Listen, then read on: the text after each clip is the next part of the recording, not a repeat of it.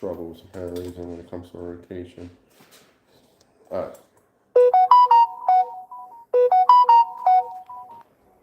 Okay. Yeah. One more in. What I'm gonna have to do is something like that. Send that backwards. Yeah. That looks like it's good. Yeah, that works perfectly. Alright. Um, Alright.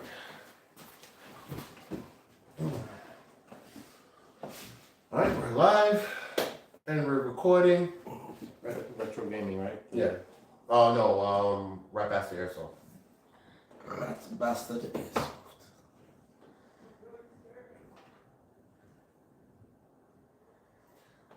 We're ready. Was that on the Tiki Taki? No, it's on YouTube. YouTube today. Yeah, my wife was like, hey, it's, the kids room was like, Dad. I'm like, oh, I'm gonna go do it. Alright. Yes, sir. Alright, what's up everybody? Welcome back to what episode is this? Episode 4 of the Drinks and Airsoft. As you can see, we got an extra person here. You also might remember him from the first season of Drinks and Airsoft. We have Airsoft Spartacus here. Yay! As always, I have the co-host for the second season, Sancho the Goat. You ready now? We switched the orientation. He's gonna be making us the drinks. So yeah, sit back and let's chop it up. So Spartacus, nice having you back on the show, man. Thank you. It was a pleasure to be back. Yes. Nice meeting you. Likewise. Heard a lot. Yes. We will learn to have Cypher back, but Cypher is busy. But no, we'll get Cypher back. I'm determined to get him back on the show. So now, what have you been up to for the last time, since the last time you was on this show? So I'm still milsimming. I'm trying to get into milsimming more heavy this year in 2026. The last milsim I did was American Milsim, Eastern Front in Zulu in November. I think was the 9th, 10th, and 11th, or no, 8, 9, and 10th of November. I did that. I was the squad leader of a unit we named the Gladiator Detachment Force, the detachment unit, so that was fun. I created a brand. So I created a brand called Cultured Gladiator, where now I'm approaching year 42 around the Earth, or around the Sun. Year 24, I think, 24 in Airsoft. So it's hard. It's keeping up with 16-year-olds and 17-year-olds. It's really about the recuperating and like I call it the maintenance and injury prevention, where being a former college athlete 20 years ago, it's insane how time flies. So being a former college athlete who's trying to be a pro ball player, one of the things that I got taught a lot in that approach of essentially what you're trying to do is you're trying to gain a contract with your name on it. Yeah. And in baseball now, 20 years later, guys are getting paid $500 million because they're putting asses in seats, which, it makes you a revenue creator for venues, etc. For which essentially would be a brand. Yankees, Red Sox, whatever. Those are all brands. And one of the things we got taught was injury and maintenance, injury prevention, maintenance. So one of the things that about 2 years ago, right at the end of COVID, I said to myself, I'm sponsored by Real Deal. Shout out to Real Deal Airsoft. Shout out. So I have the equipment. I have the rifle. I've taken those rifles internationally and outperformed everybody. It's not even a question. But what about the athlete? What about the person who I've done milsims where it starts on a Monday and finishes on a Saturday? How do you even survive going out? The first time I ever did it, 33 hours back to base. Dude, that's a day and a half. There's no, there's no bitching and moaning. There's no, ow, I hurt, ow, this. Prepare, a bunch of change of socks. I've literally waited in the bush, turned around, laying down, peed, turned back around, and I'm like, oh, let's keep hitting it. So all that stuff is covered. But what I never saw was covered is, all right, what about getting that person back in the fight? As much as of a cliche that is, how to get back in the fight. You got a bum shoulder, your feet hurt. In the second time I went in 2024 to Sweden, you know, guys were like, dude, I've got blisters on my feet. What am I supposed to do? There's some tricks to the trade that I've learned from like pro baseball players. Not the most. It's not that it's the most sanitary or not sanitary. It's just it's a little queasy if you're not built a certain way. A trick in sports is to avoid calluses, and a trick in the farming world, because I also grew up on a farm in the islands of the Dominican Republic, is you pee in your hands, and you never get a callus ever. But it's not for everybody. Yeah. So I guarantee you that if you hike miles a day and you pee on your feet, you're never going to get a callus. Like in the tub? Like, where are you gonna find a tub out in the wilderness? Like, you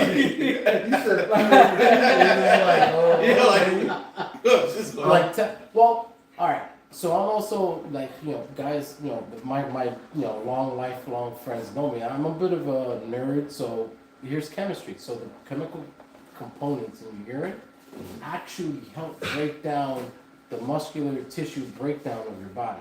So they slow it down, and then they re-mineralize and put like a force field around it.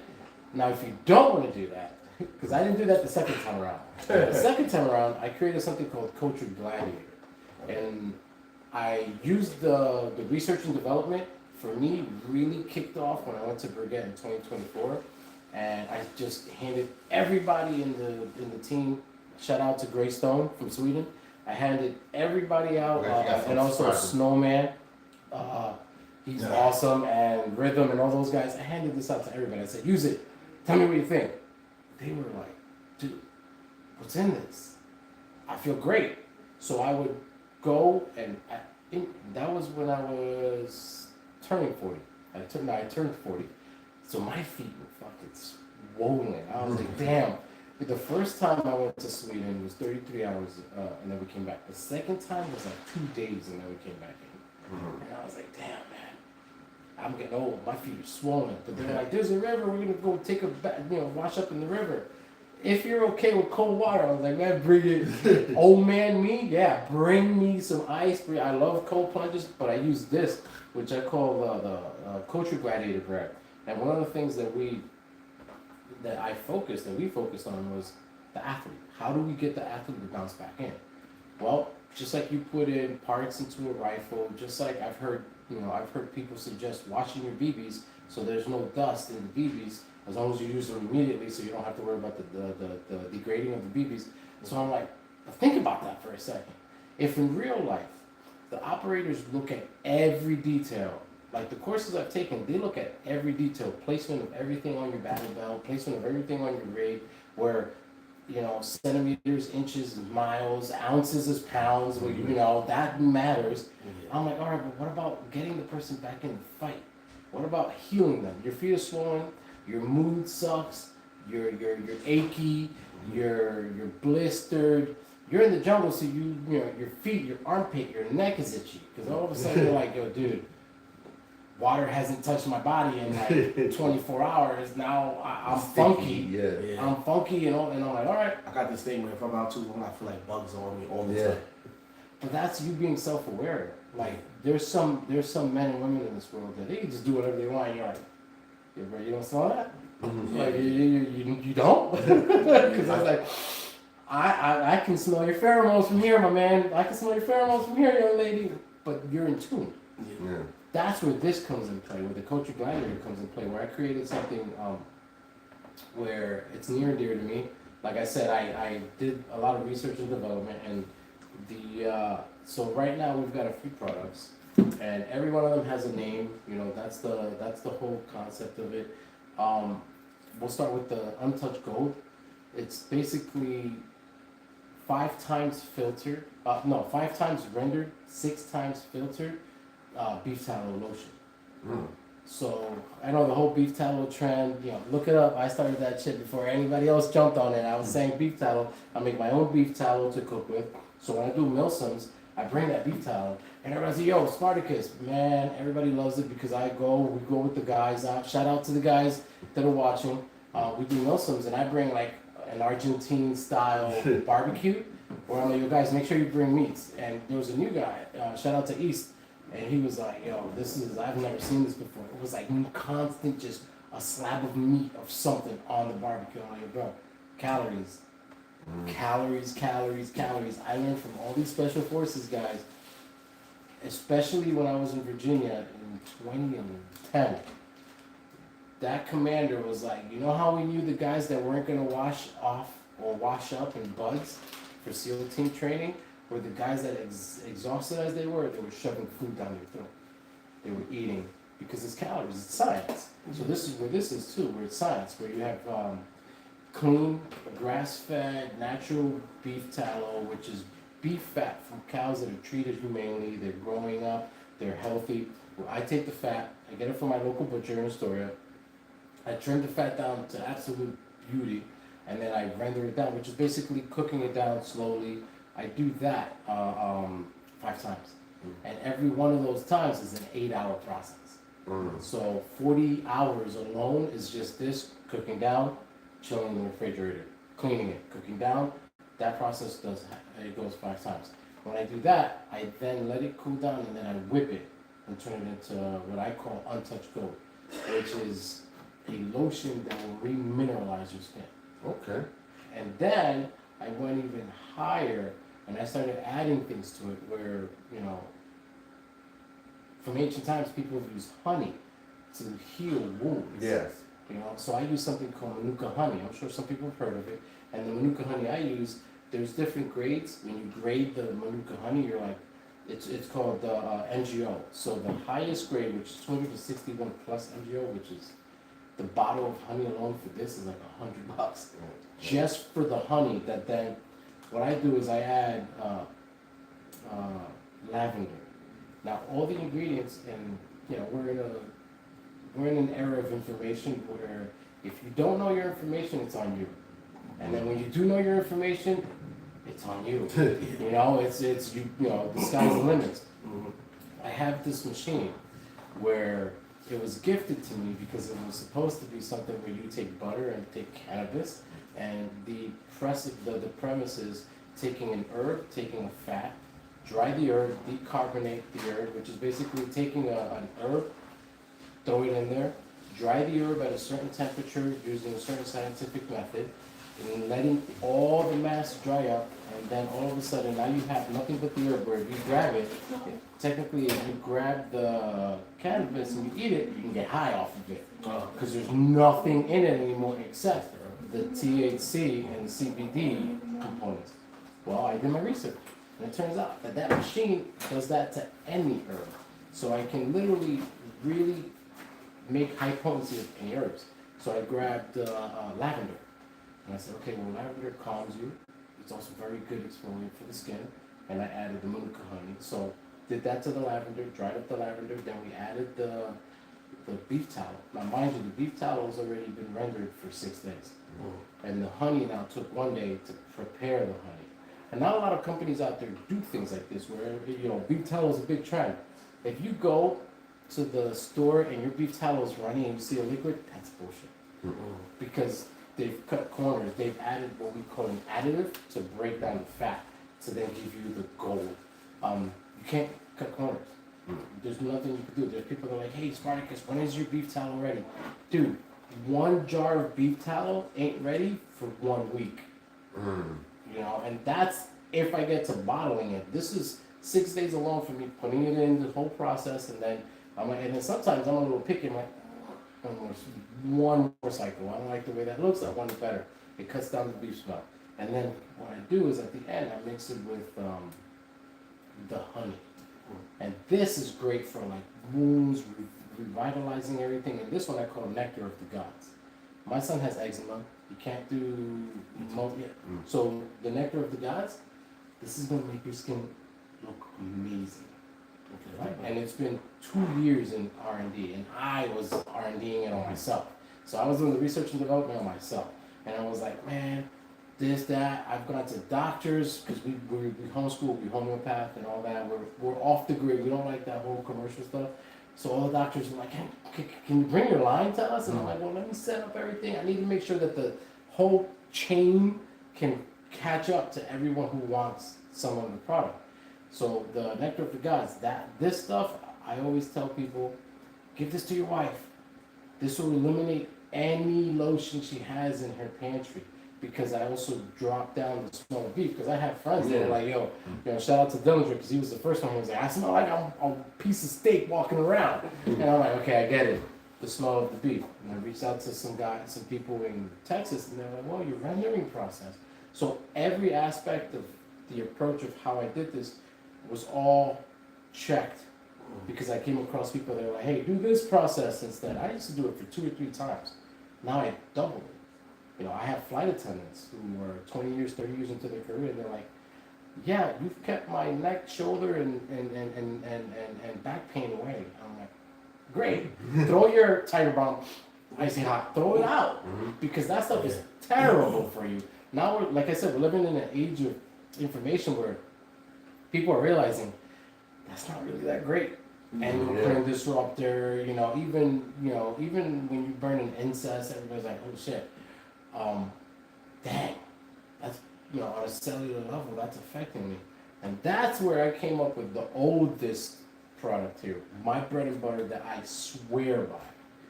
This will keep you not only in the fight, it will make you rebound like you're an 18-year-old. And I call it battle salve. So, and it's the main ingredient is beef tallow. And the main ingredient for most and all of my things is beef tallow. And it's the same thing. It's the beef tallow is the first product. Now, beef tallow is the easiest thing to do, and that takes a week.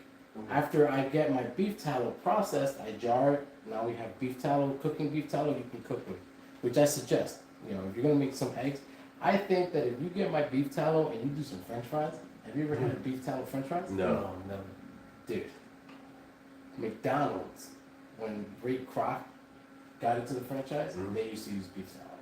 Oh. Yeah, so that's where I'm like, that's where they got their name. When people are like, whoa, these are different. Like, there's a crisp to your fries. You're like, oh man, this is different. That's the beef tallow that I use for here. So this is called battle salve. And it uses calendula flour, comfrey flour, plantain flour, and then one of the most ancient things that's been used across the globe for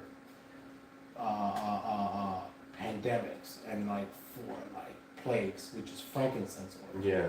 And every one of my ingredients that I get, I've done the research and everything where I get them from independent sources that have done this is organic, non-GMO, this is an independent source, we're certified. So they're all certified to the T. And then what I did was I dried up all the herbs in the process. So there's 3 different herbs now that I'm drying up. I'm doing the comfrey, 5 hours, 6 hours.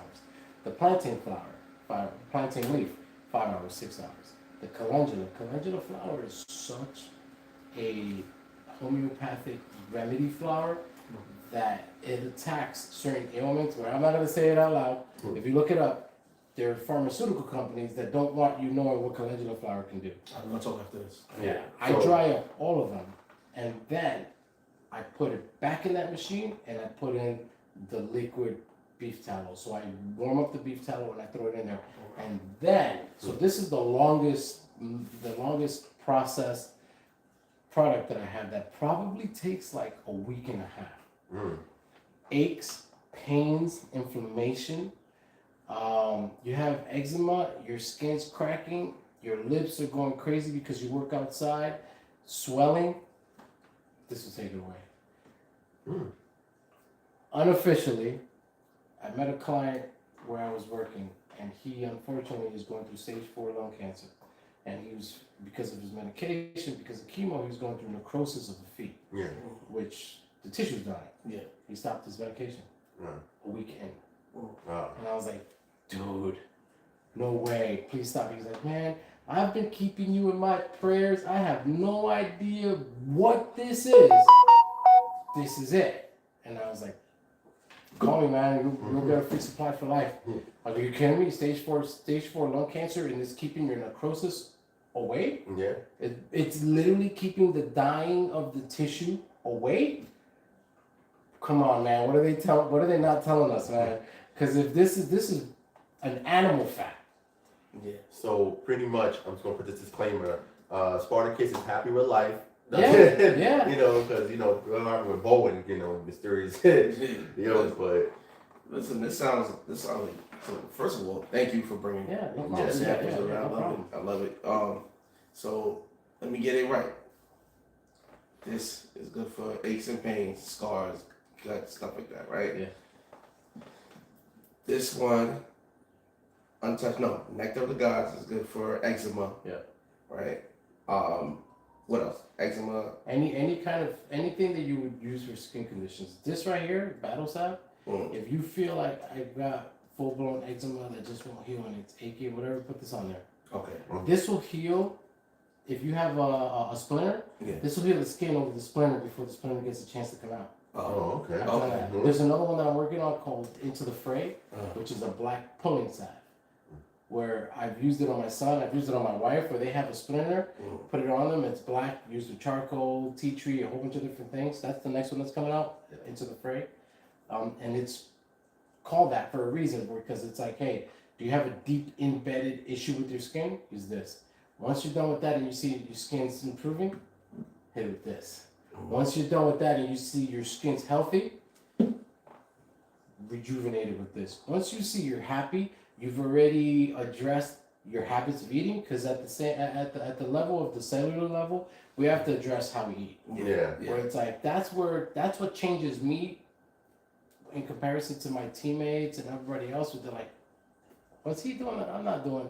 That I'm ready before everybody, and then I can stay on the field forever. Or it's the preparation, like I said, the injury prevention and the maintenance. The injury prevention psychologically for what you feed yourself. Once you feel like, all right, I'm good, this is the maintenance right here. Just the beef tallow. This stuff right here, vitamin K. You know when your kids are born and they rub that stuff in their eyes? This naturally occurs in beef tallow. Oh, okay. Yeah, so vitamin K naturally occurs in beef tallow. Where it's like, I've put this stuff on my kids. I've put that stuff on my daughter, on my wife, on myself, on my godson, goddaughter, and they're like, oh my God. My mother-in-law who has a fatty liver and all that, and they're like, oh my God. My dad, who's a retired foreman for Local 79, so he was in Devil, he's like, oh my God. And I'm like, yeah, okay. That's my thing where I'm like, why not? Why are we aging so fast? Why can't we bounce back? We are a miraculous species. Yeah. We can endure such. Look at women. Look at childbirth. If that's not a testament, look at men who never complain and they support a family on their own for 30 years. If that's not a testament to the human ability, it's time that in places like Airsoft, where I see a father and son combo, a husband and wife, or boyfriend and girlfriend, or just brother and sister, why can't you do this for as long as possible? That's the idea to expand this sport is. So, why aren't you going after the people you've already got? So you can keep them in the sport. Why are you trying to go after new people? Because then those people can then turn around and get new people too. And now you can turn around and say, look, I've kept this person in the sport for 20 years. Join us. Instead of constantly rotating the door. That's where the cultured brand comes in, the cultured gladiator, where it's like, I have a gear spray that eliminates where you have gear you can't throw in the wash. Your chest protector, your plate, your knee pads. All right, spray this. People are like, man, this is a little strong. I'm like, yeah, because it's got shit that kills the bacteria and then aerates everything out without messing with you cellular level. So it's not like chemicals and stuff like that. Where, we all hear stories where everybody's like, man, if you use this, there's a class action lawsuit, blah, blah, blah. So it's like, well, you use this to and my wife was like, I don't know what to believe anymore. And I go, just put the social media down. Just put it down. And just do your research and, let this tell you, hey, that kind of feels like it's going in the right direction. So that's where I've been the last 2 years, 2.5, where I'm like, opened up my website, coachgladiator.com. So you check that out. And it's one of those things where I'm growing it, where I'm like, all right, use all my own products when I go play, and guys are like, dang, this guy doesn't get tired. I get tired. I just address it before So your whole anybody else notices it. So your whole thing is, okay, one thing about getting into Airsoft, but staying in the game long enough to enjoy it. Yeah. So actually, those are actually really good products. Thank you again for bringing samples. I know my son has eczema, and I definitely want to try it and everything. Yeah. And I see you got these, to help you, keep you in the fight. But I see you also brought something to help you inside as well. So, well, real quick, let me just speak to Penelope. Howdy said, I love that mask, sir. I'm guessing some of this mask right here. Me too, I'm kind of jealous. I wish I had. This is.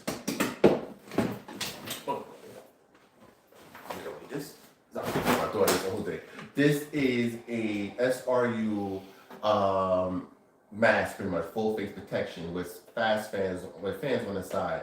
I got this a little bit after we did our first build sim, and I realized I had a fogging issue. When you're out there, you have glasses get fogged, and I don't like getting shot in the face. Yeah, everybody, you know Tristan. Oh yeah. Yeah, we all know Tristan. Yeah, shout out to him. And he's one of the main reasons why I rock this. He's also the main reason why I got my Airsoft shotgun, but that's a different story. But anyway, this, good for outdoor play, good for indoor play. The lens is good when you're in like dark environments. I play this on Ricochet with no issue. When I'm outside, the fans help keep you cool, and you can talk regular. Nobody, some people have masks on, it sounds muffled. You're ready to get into the gameplay, he'll slap the down, cool air goes across, and you're ready to go. And they have 3 versions now. This is version 2. This one's just the face mask, and you gotta use a fast helmet. Then they got one that's fully integrated, which is the Model 1, that's fully integrated with that. Then the Model 3 is the same as this, but instead of it being like this, it's just a clear face mask, and it looks stronger fans going across. I had this for the last 5 years, and it's been through every game I played with no issues. I even used it with the night vision goggles I had at one point. Okay, yeah. So, yeah, it's been a good piece of kit that I had. My name is wrong online. It says Sancha the Goat.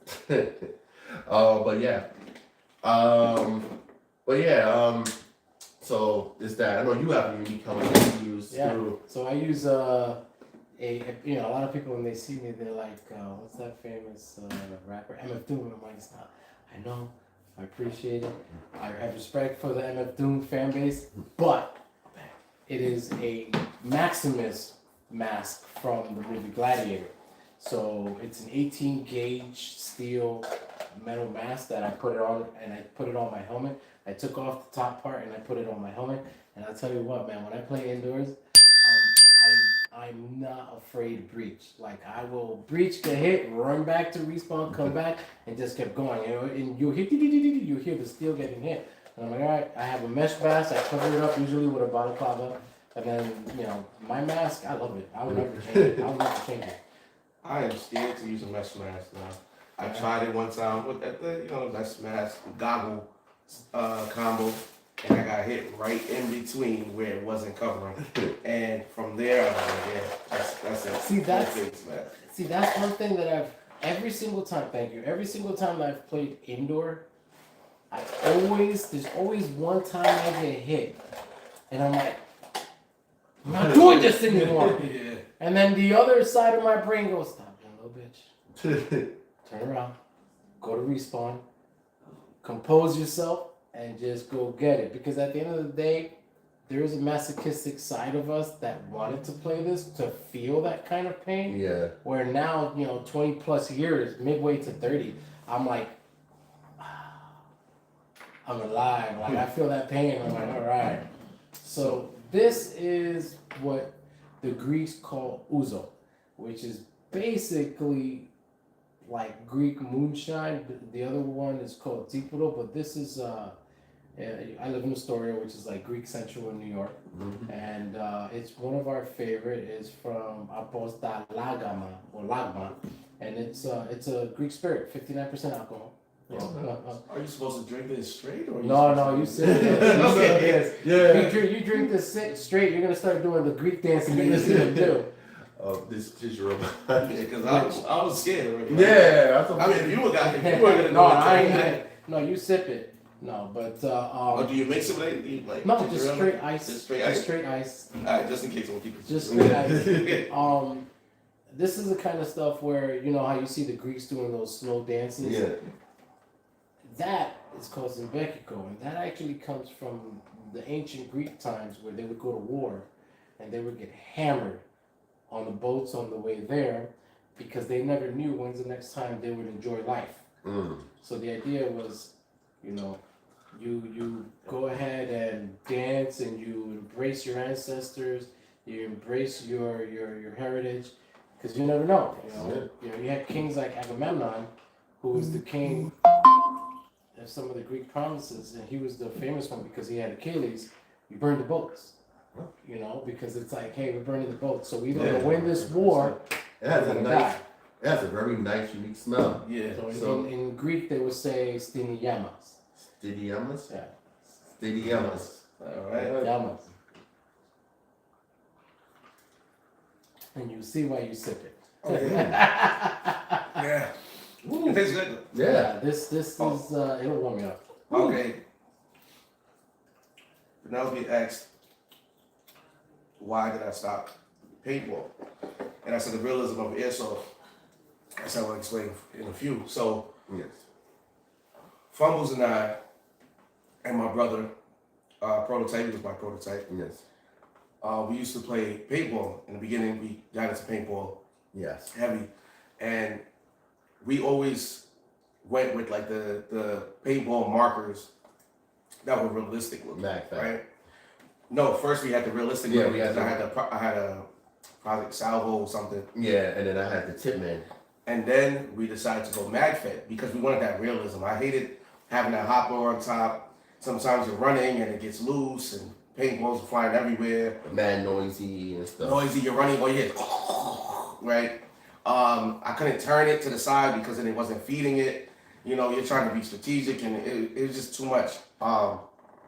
And then when we saw in Airsoft that we could get a replica of anything that we liked, anything you liked, and it was like a 1-to-1. Yep. We said, screw that, we're good. Let's go to. I mean, we were gonna do both, and then somewhere down the line, paintball just took a back seat forever.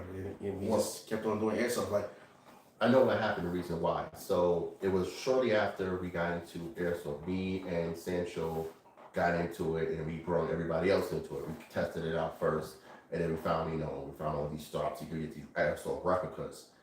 When we sat down, when we start doing the cost to play ratio, it didn't make no sense. So like our airsoft markers were all of us easy close to $1,000 each.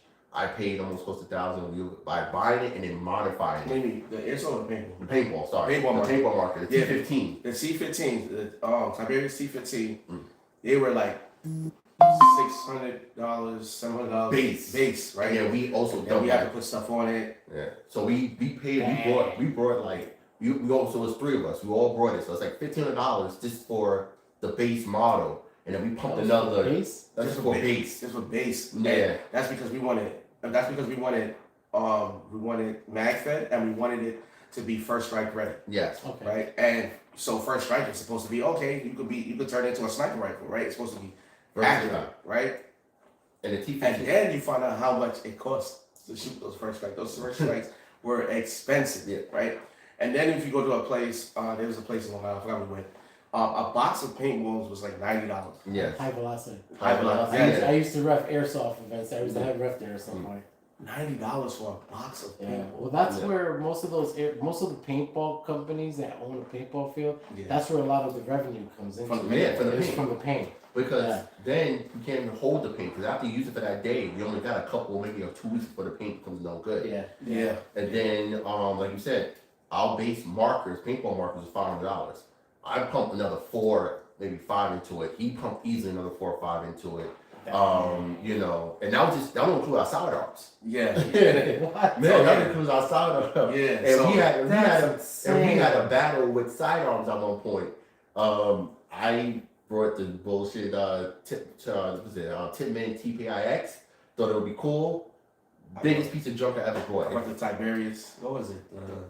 The T6? T9? T9, yeah. I can't but remember. it was one thing unique about his is that had every mag had its own CO2.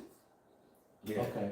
I mean, it was bulky. It was bulky, Yeah. and it wasn't really realistic. And finding holsters for it, you have to really just get the holster that's made for it, right? Yeah. But then when we got into airsoft, Different story. there's Yeah. so many options, right? Yeah. No matter how I want it, if I wanted to get something that has a pistol holster right here on the chest, That's it. and had one on the hip, it was like you could do whatever you want. Yeah. And then just going off of like gear, like he got something like this, I'm like, cool. Yeah. I can get whatever theme I want and make it work. And you can get real steel gear. Yes. Yes. And then for me, I'm licensed, out here, whatever. I can get something that's similar to what I already have, and I only have to buy one holster, right? Yep. And say, okay, I can just use the same holster Yep. when I'm using my real stuff. So Yeah. it was like a no-brainer for us. And then a bottle of BBs is like $20. Yeah. Even now, the most expensive, not most expensive, even now, the higher performing BBs where it's heavyweight, 0.38 grams, will probably cost you $40. $40. $40, $3,000. Thousands. Hey, hold on. You mentioned something about First Strike. We didn't mention the price for First Strikes. For a box of what, 50? 50? Well, no, a box of 50 was $100. Yeah, come on. And then I That's a lot. Yes. And then you got you have tracers, right? Yes. Like I love tracers, right? Even though it's not practical, right? It's giving away your position or whatever. But it also is like for paintball, if you hit somebody, you get the splatter. You can have proof.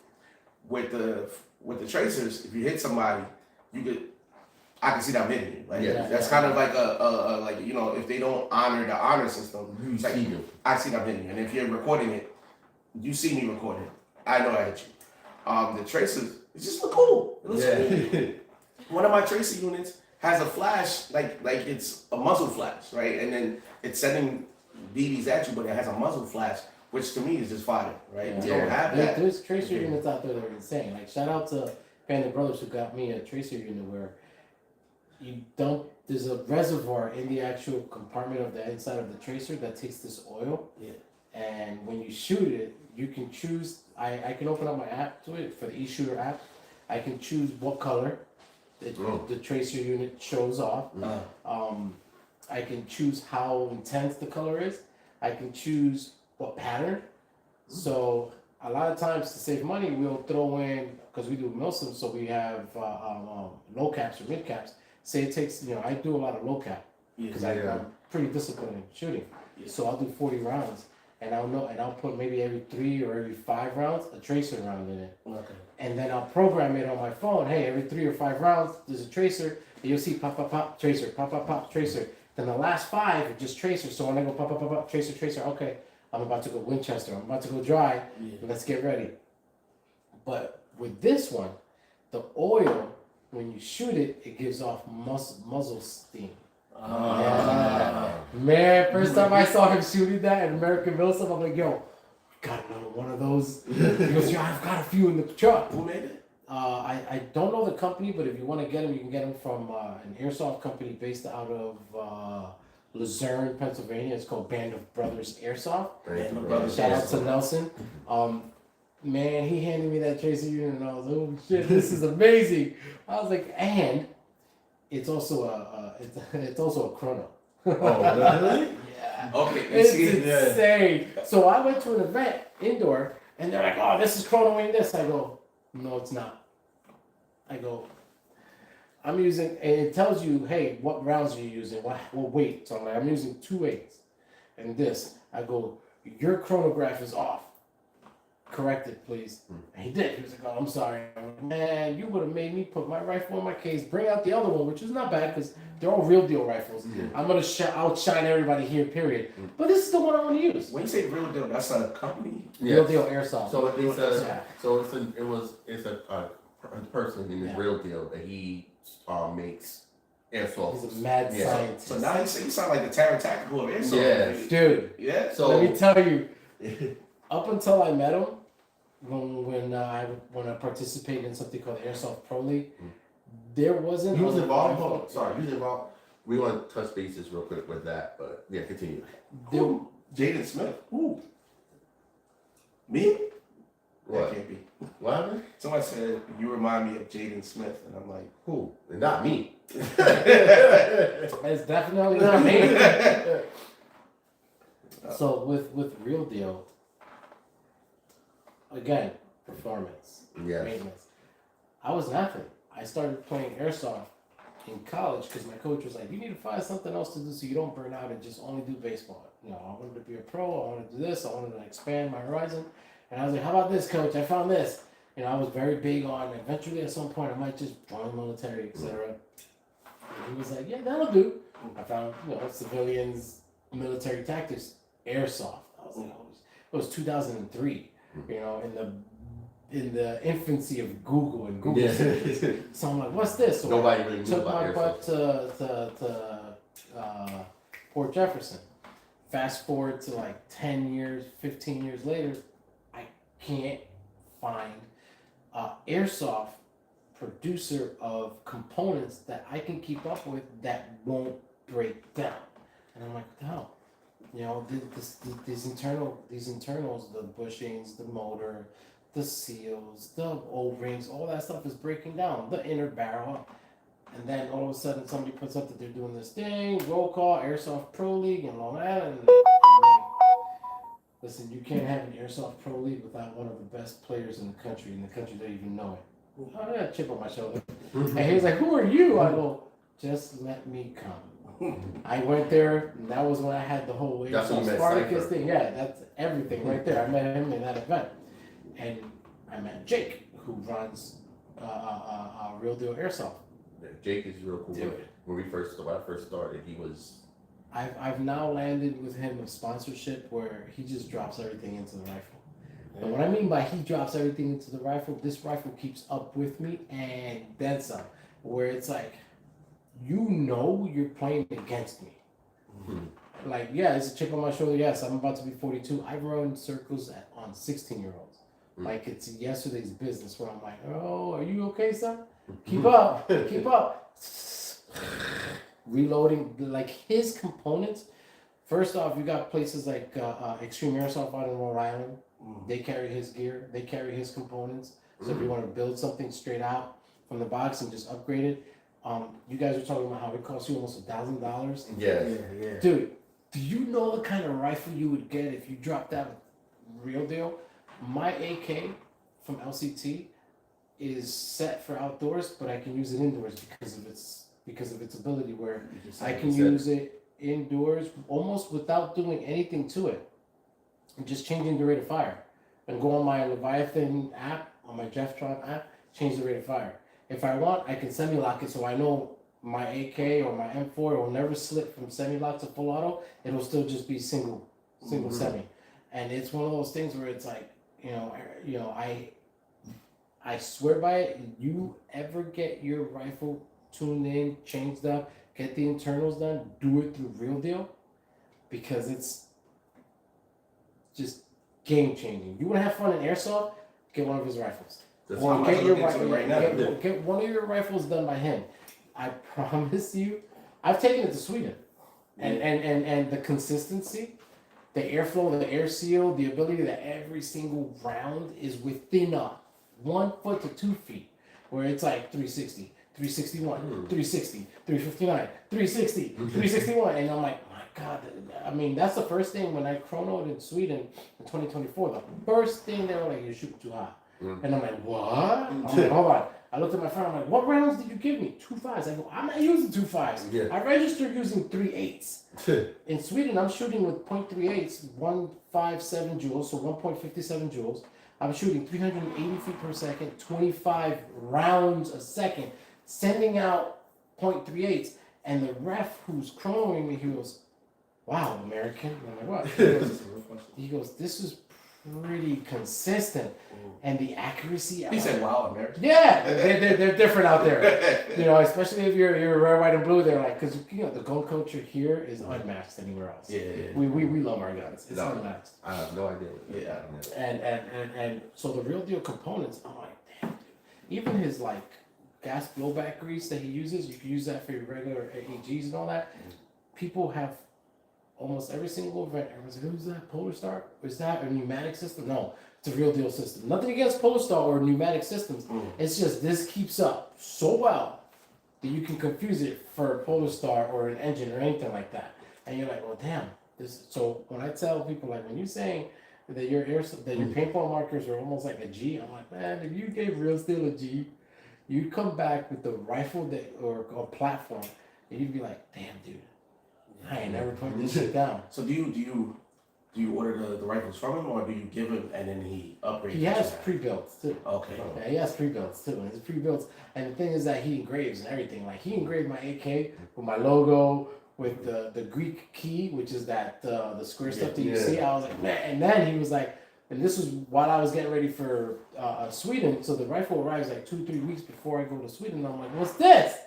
And he called me. He was like, yo, I just got a notification. You just got my package. I'm like, yeah. He was like, surprise, mother. I was like, whoa. I was like, yo, this is legit. I was like, are you serious? You engraved it and everything? He was like, yo, turn it around. I was like, prepare for battle, which is my thing when I do Airsoft Spartacus. I'm like, oh. So on top of that, the customer service, it's like, amazing. And now he's doing pyro. Mm-hmm. So now he's doing smoke grenades and frags. Yeah, I saw that. And he just finished taking and using a whole bunch in Puerto Rico. And here's a that's in Puerto Rico. Yeah, man, Puerto Rico Airsoft. Shout out to them for throwing that out. And he was like, yo, you want to go to Puerto Rico? Because he knows I love international play. I'm trying to go to South Africa, Dubai. I'm like, yo, I want to do this. It scares people because, like, well, what about the airport? You know, I'm like, what about? Well, that was the first thing I asked you, right? So, my first time meeting Spartacus, right? I kept hearing about him. Fumbles kept speaking about him. And then when I walked in and we were talking, he was giving me so much information about just traveling with your Because that's one thing that I was always wondering about. Because there's times where we only went to like Virginia to play because we were able to drive there. And if we could go to different places and go, because we see so many amazing airsoft fields. Like I want to go to Ballahat, like try that. Yeah, there's so many outside of our area, right? Out of our reach here. There's so many amazing airsoft fields that you see online. If you go on YouTube and you look up some of these places that people go and play, it's like, it's amazing. Like they have indoor places with like actual buildings that you're going through, and that's just part of the field. So you're like, when you come out here, it's like makeshift buildings, right? Like fabricated. It's like plywood that look like you're in a building, but you're really just outdoor. That's one reason we went to HVA, which Spartacus has told me some new information about HVA, which I'm going to share. We don't want to share. So me and Sancho went to HVA. We all had negative experience there, right? The cool thing about them though was their field. They had a good space. It was like a warehouse. It's a nice field. Yeah, it's a nice field. We wasn't allowed to use the tack house though, which was a bummer.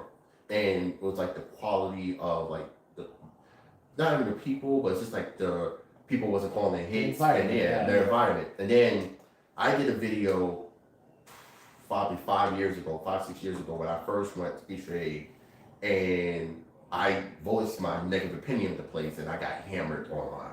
Like there's like 60, 70 comments of this upset because I was talking about my negative experience there, but it was true. And when I went back to try to give it another take, and it was still negative. But they feel is fire there. I feel it's a good location. It's just, Yeah, I think I went there once. Because you guys went without me one time. Yes, and that's the time that.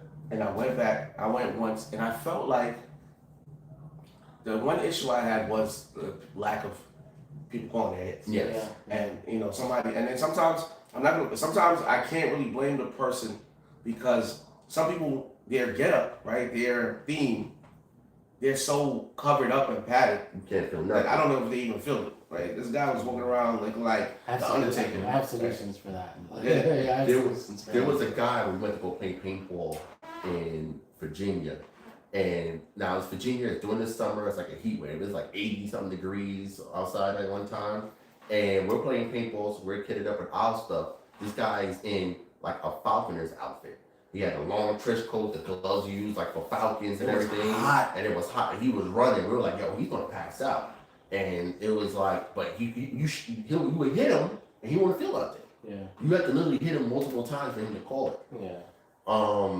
And like you were saying, how overseas the fields are so much better. Yeah. Like the reason what got us even into paintball was watching, one of the guys was a hidden hedgehog. Okay. And just watching him. Huge in airsoft. Yeah. And we used to see the fields that he was playing in, and we were like, wait, he's sniping people from that far, and it just looked like an amazing time. And then we try to kind of feel that with the fields that we go to, like we went upstate.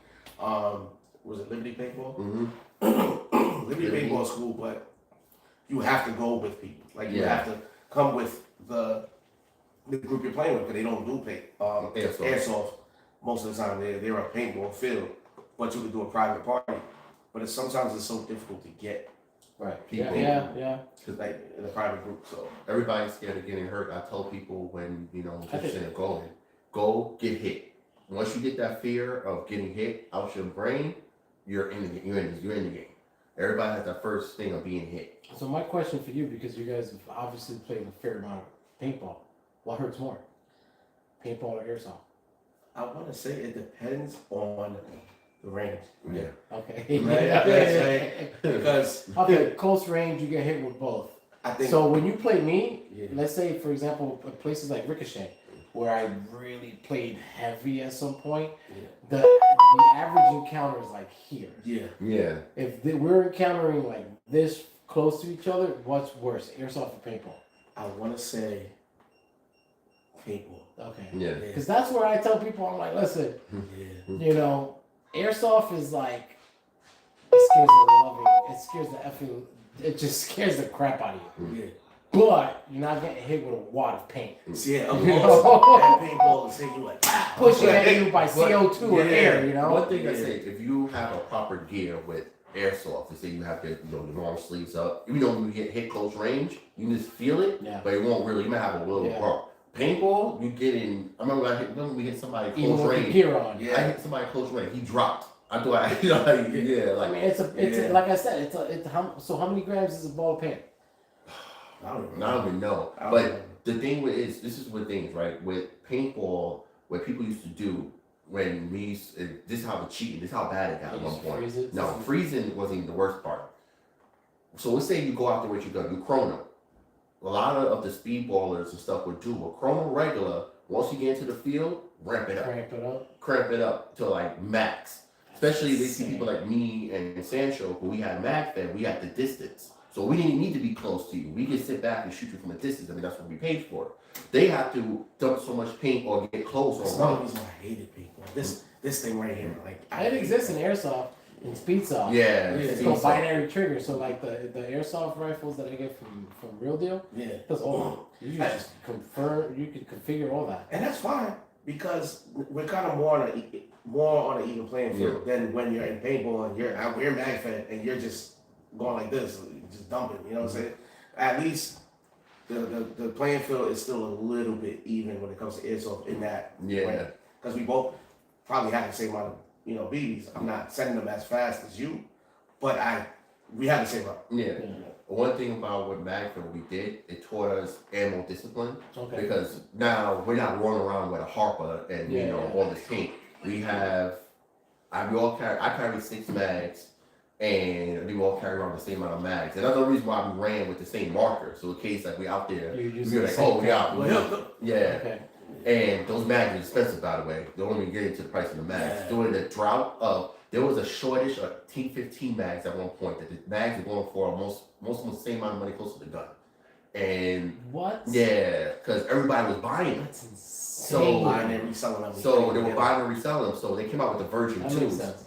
I was lucky enough to get an order of them, so we all put in money. We got a whole order of Virgin 2s, and then when we were playing, we couldn't leave none of our stuff out because people would just swap it. And that's a big no-no in airsoft. Like you'll be crucified by the community, like because everything costs money and everything is just like, dude. It's not that it costs money. It's not gonna break the bank. Don't be a cheap, lazy bastard. It's not gonna break the bank. Don't go ahead and take Johnny or little Kathy's stuff because a mag like my most expensive mags are my gas mags for my own for like $55. You know, I just finished buying M14 off of a buddy of mine, and he was like, "Yo, I'll drop the price if you give me like 2 of your LM4 mags." I go, and I was like, "Why?" And he was like, "Bro, they haven't produced them in like 2 years, man. These things are hard to." I'm like, "Deal, here you go. I'll throw you a third one," because I had like 11 of those, and those were like $55 each. I had like 11. I had like $600-700 worth of them, and I'm like, "Yeah, but they're gas mags, 33 rounds. They punch." I used to use an adapter to a propane tank that would catch silicone oil and fill them up with propane.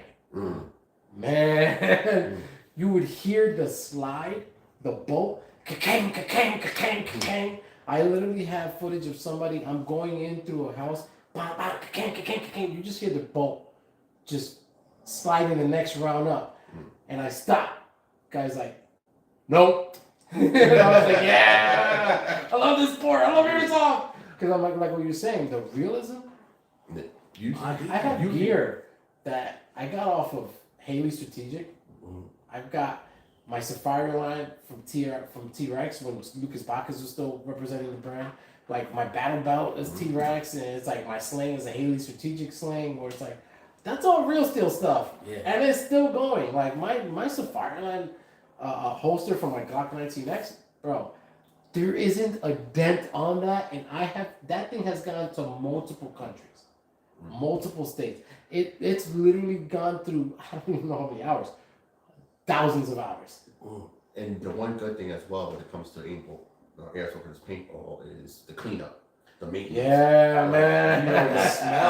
The smell. Oh, like you go to paint. I hear that paint is terrible. When you go to the paintball field, they don't really clean it up, and it just sits there. But how can you? You can't, unless it's like an outdoor. That was, remember Area 53? Yeah. That was the biggest thing. We had, dude, I had so much fun in that location, but there were times where you couldn't go up the ramp, bro, because it was like like a blizzard where you're like, and you're moving like that, and then when you finally go down the ramp, you're like holding on for dear God.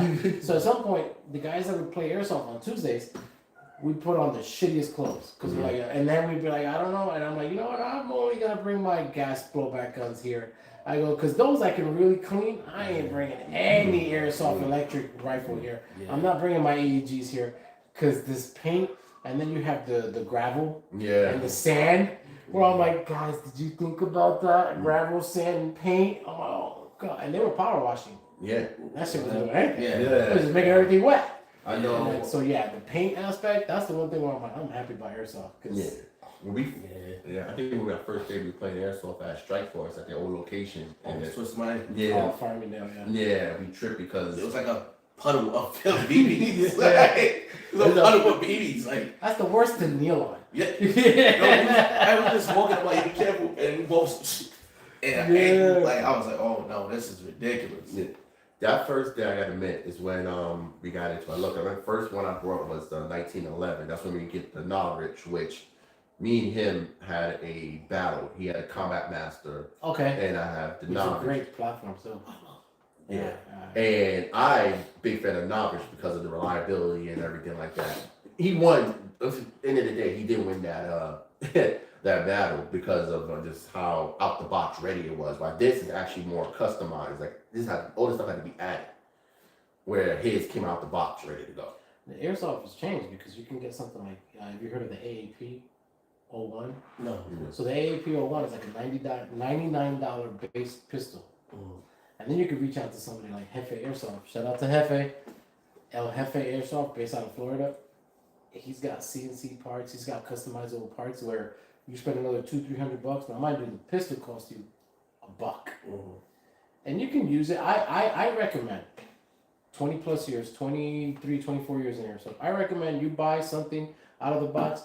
Don't go fucking turning it into a transformer right off the box. Yeah. Break it. Try it out. Yeah. Go and play with this so much it breaks. Now you got to change things out. Now it's a necessity. That's what I do with my AAP. And then I reach out to Jefe and I'm like, oh my God. He's like, it's $30 for this piece. It's $10 for that piece. $20 for that piece. It's $60 for that. I'm like, bro, I'm only at like $300-400. I'm like, oh my God, what the hell is this? And that's where, now Airsoft has been where this is the cheapest I have ever seen it. Yeah. Where you can say the way I made myself get to Sweden was when I was working. I wouldn't go downstairs out of the buildings in Manhattan and go get coffee. And every time I wanted to do that, I'd just take the $10, put it in my pocket. I'm like, all right, lunch, $20 from my pocket. I'm like, I had that with me. Didn't go downstairs. Guys, like, what are you doing? At the end of the year, bro, it was like $3 grand, four grand. And I was like, all right, we're going to Europe. I just saved all my coffee and lunch money. I was like, yeah, but you're miserable. Yeah, but I'm going to have fun. I'm going to Stockholm. I'm going to go, 30, 40 miles from the Arctic Circle. I'm going to go to Florida. I'm going to Virginia, to Pennsylvania. I'm going to do every one of those milsims. And it was the budgeting. I find that Airsoft is so budget friendly now.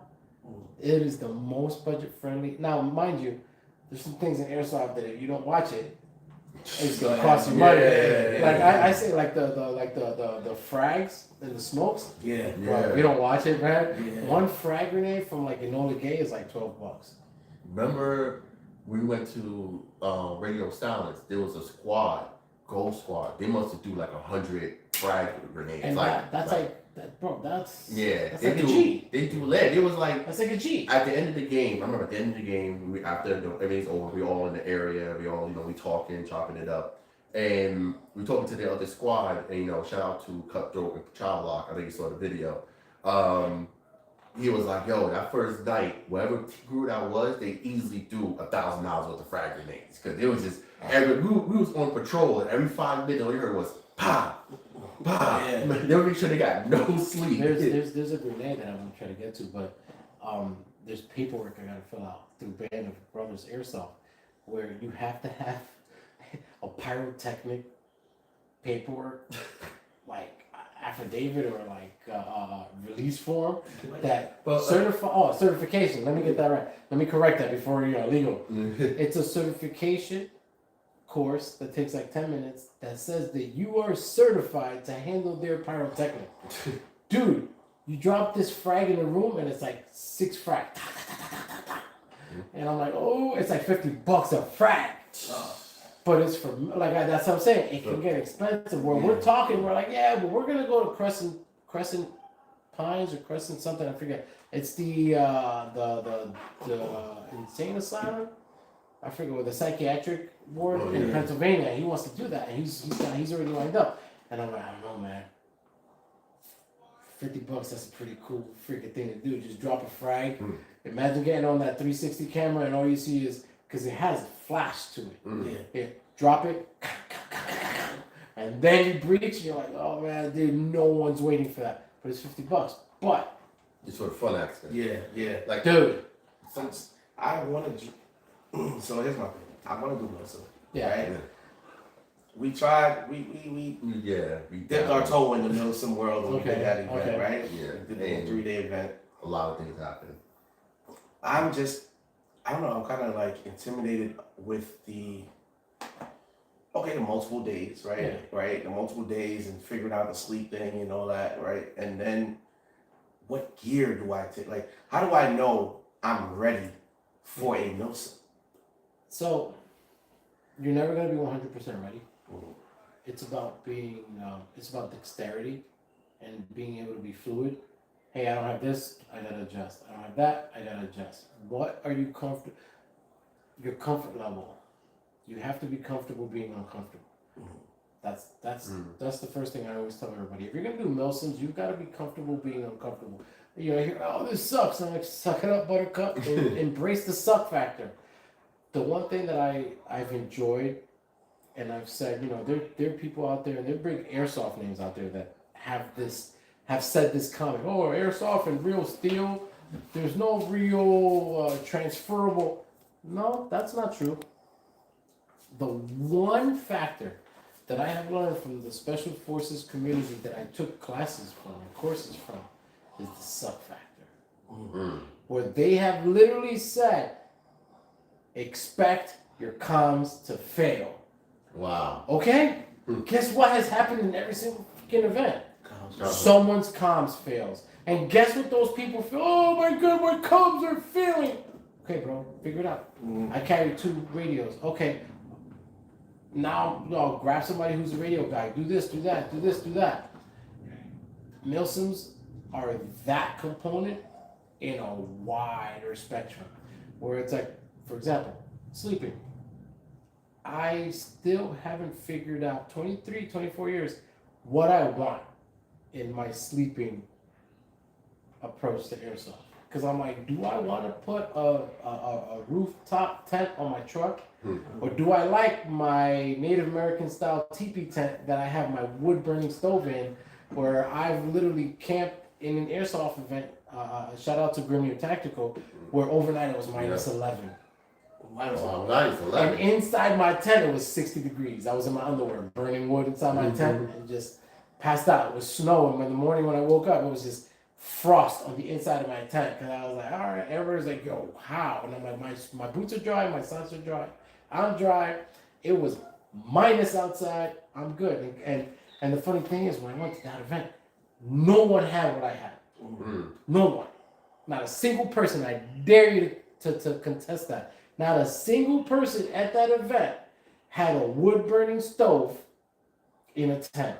Now, if you go to airsoft events that experience cold weather, fucking everywhere. And I'm like, you're welcome. Put out a list. Yeah. But that's the thing where it's like, I've told everybody, I'm like, yo, go hiking, go camping. Yeah. That's what airsoft is. Didn't I just say yesterday? You're incorporating that. Yeah. You know, when like my favorite things is when I go with the boys. You know, shout out to everybody. You know, the fellas, they know who they are. You know, Eric, Nelson, Jake, Dillinger, everybody. Bro, everybody brings, whether it's some beer, water, coolers, meat, charcoal, and we make camp.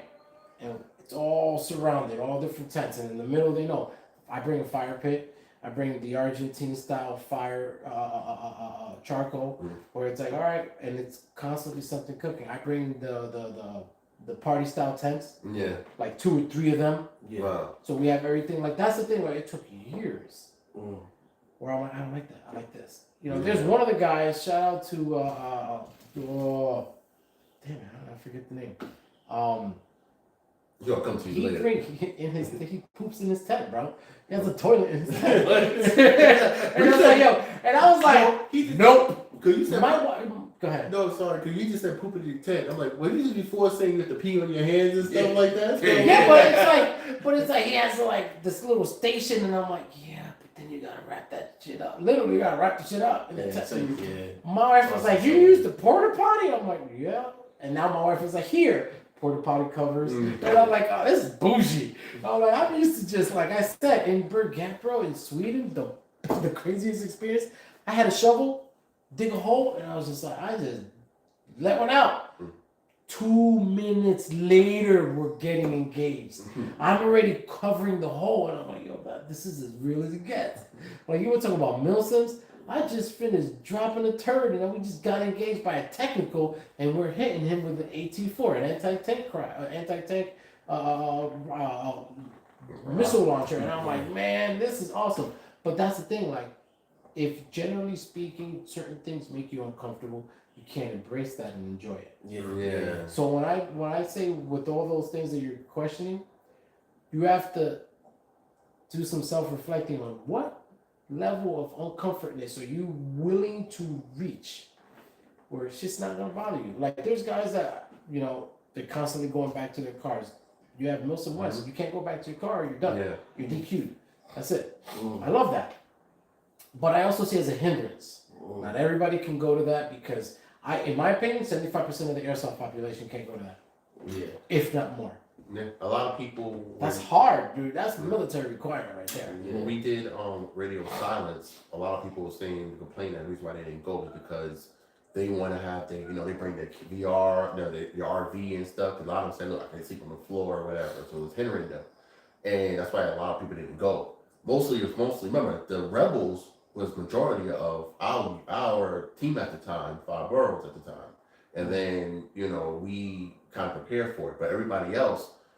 Other people, I thought a lot of people chose to be on the opposite time, the actual military side, because they had access to the parking lot, They had access. They had a better sleeping arrangement than we That had. affects revenue. That affects business. Where it's like, are you really thinking it through when you're creating such a level of this? Where like, are you really thinking it through because you're hindering the ability to make profit, the ability to make revenue as an airsoft producer? I went to American Milson in November. It was a blast. We got crazy outnumbered by Sunday because a lot of the people left. But it's like, guys, it didn't rain. It was one of the first Eastern fronts that didn't rain. This is where I met the group of guys that we do Milsons together, like 5-6 years ago. It was torrential. I was rocking around with a machine gun, a Stoner 93, Stoner 60. I forget the Stoner. I haven't used it in a while. Somebody said the sound is pretty bad. Probably need to mess with the levels. We can barely hear you. No, it's not that. It's probably because the mic is kind of far. Hold on, let me bring it a little closer. Oh yeah, because the live. Yeah, because the mic one is better. Let me see. Check 1 2. All right, there we go. How's that? What Is that about better? Yeah, Vaccinator. that should be better. How that sound? Yeah. See, the problem is that the problem was that we're talking. The mic is for the recording. While that I should have brought the I should have had the personal mic. It has something right here. But that's like airsoft where you have to. When I used to do a lot of coaching baseball, I always used to tell parents, like, well, how can I get my kid to be a stronger athlete? Experience. Yeah. How do I give my kid experience? They have to experience. like you're saying, Sancho, like, oh, how am I gonna get, bro, you just gotta experience. The amount of airsoft Milsons I've been to now, and you saw my truck. Yeah. I got that because I want to play airsoft and I'm a construction guy. Like I've worked in the trades all for the last. Now I'm 20. I'm 40, I wish I was 20. I'm going to be 42 at the end of the month. I've been working in construction for the last since I was 16, bro. Damn. And before that, I had uncles and aunts and mom and dad. They were doing construction, and I'm like, so naturally, I got a truck where it opens flaps, this and that. Everyone's like, yo, bro. And I'm like, yeah, I like to get out there. That's the answer to you is, yo, bro, go experience and keep, like, I have notes on my phone. I don't like this, I like this, I don't like this, I like this. Do you know the kind of preparation you need to do when you have an 8-hour flight to Sweden, and then when you get to Stockholm, you have an 8-hour drive that leaves you at a location that's like 50 miles from the Arctic Circle? If you don't have your nerves about you, you freak out about the smallest fucking thing because you're like, yo, bro, if I'm not prepared, I'm thousands of miles away from where that item is. Yeah. So then you tell yourself, what's an alternative? If this fails, what can I use to work with? That's what they say. Rule is thumb. Like 1 is none, 2 is 1, Yes. 3 is Ounces equals pounds, pounds equals done. Like if you like, I had socks, I had food, I had made connections where I had a guy from Norway who was a butcher. You know, shout out to Lima, and he was like, "Hey Spartacus, I got your meats." Bro brought meat because he's a butcher in Norway, and he was like, "Yeah, bro, here we go." And I'm like, "Yo, yes." He was like, "Here you go, thank you, sir." Bro, guys were looking at me like, "Who the fuck is this American just barbecuing meat in the middle of Sweden?" And I'm like, networking, man. If there's anything an American can do, bro, is we can network. We could talk to people. And he was like, "Here, Spartacus, I got your meats." They're guys who live in the region. They're like, "How is this guy doing better than me?" I'm like, "Yo, bro, experience." The last time, and I have a dehydrator at home, so I have my own dehydrated meals. And people are like, "Yo, that's smart." I'm like, "Yeah, but that has only come from a place where I've eaten dehydrated meals." Man, my stomach was like, "Don't you ever do that again." Yeah, dude, I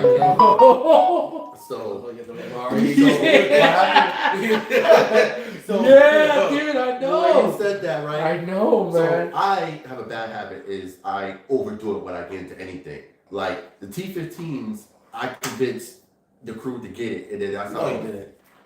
No, you didn't. I convinced you. You went and got something else. Oh yeah, I got. I said you're right. Yeah, I got the. the. No, you should get this. I said no. I'm waiting for the T-15. I'm gonna save up. I'm gonna get the T-15. You got it first. You got it first. He was like, "Yo, you're right." And then he sold what he bought. Yeah. Oh, because I bought the. So Tip at the time, they dabbled their foot into MagFed, and they had forgot the name of it, but it had mag fit and it had the ability to have the hopper on. Okay. So I first got it, I said, cool, I got the best of both worlds. But the tank was right here.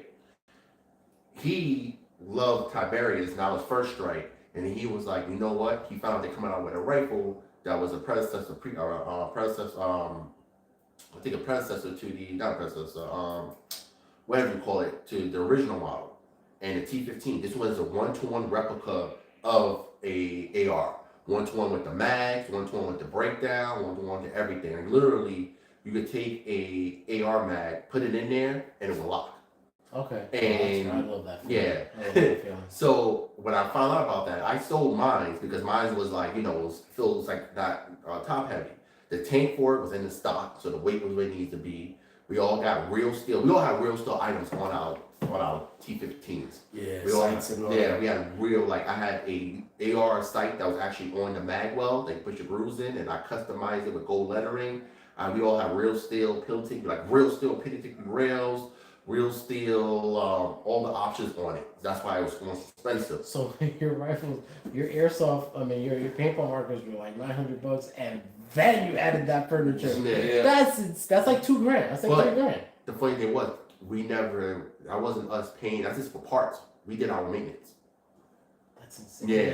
That's That was just for parts. Like literally, the last insane. event we did was Black Ops, and that's the one in upstate. We met. That was a fun event. Yeah, that was. That was a fun event. So we all came to my house, and we used to do. Sancho came up with the idea. We had an issue where us three, me, Sancho, his brother Prototype, we ran a squad. Then we tried to figure out a way to get our communication done.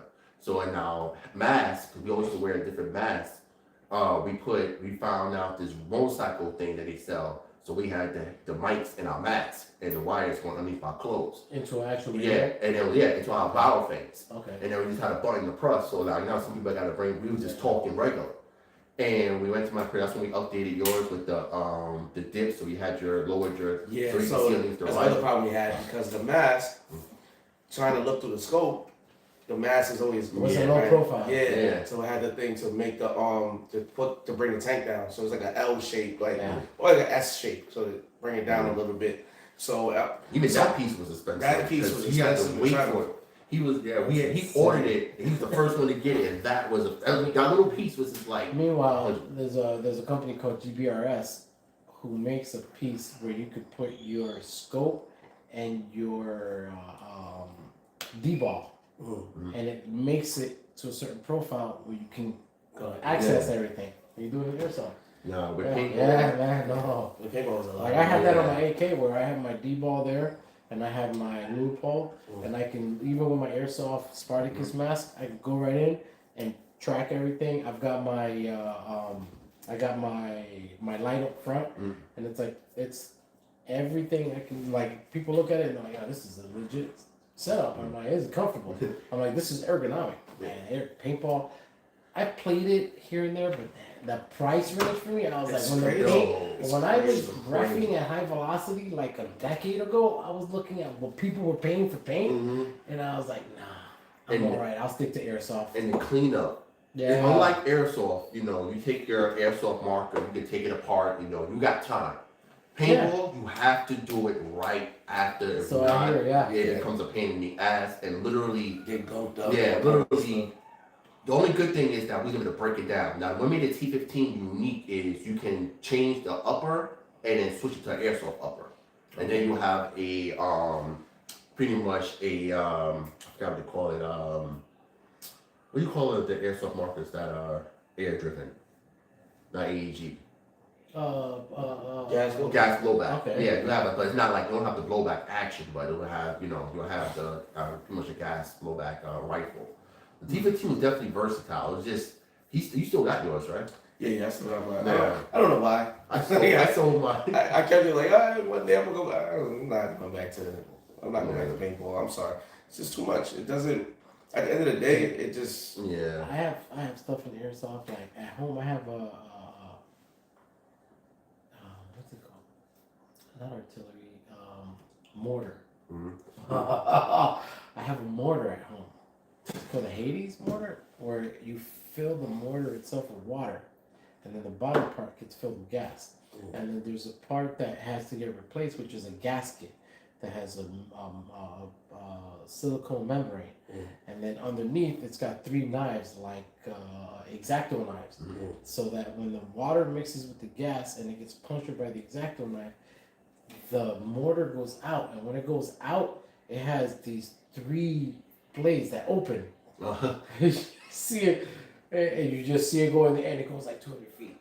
Damn. But the thing is, when it hits, it sprays water everywhere. Yeah, and I'm like, man, I love airsoft. I'm never gonna. I haven't played Call of Duty, and like the last Call of Duty I played was when they finally redid the character of Captain Price, and they had the younger version there. And I was like, that's the last Call of Duty I played, because I have been, like That's I said, the 2019 one, right? that's the last time I played It any video game. Yeah, It got trash after that. That's when the MGs I made. That's what it's from. Bro, talk about NVGs.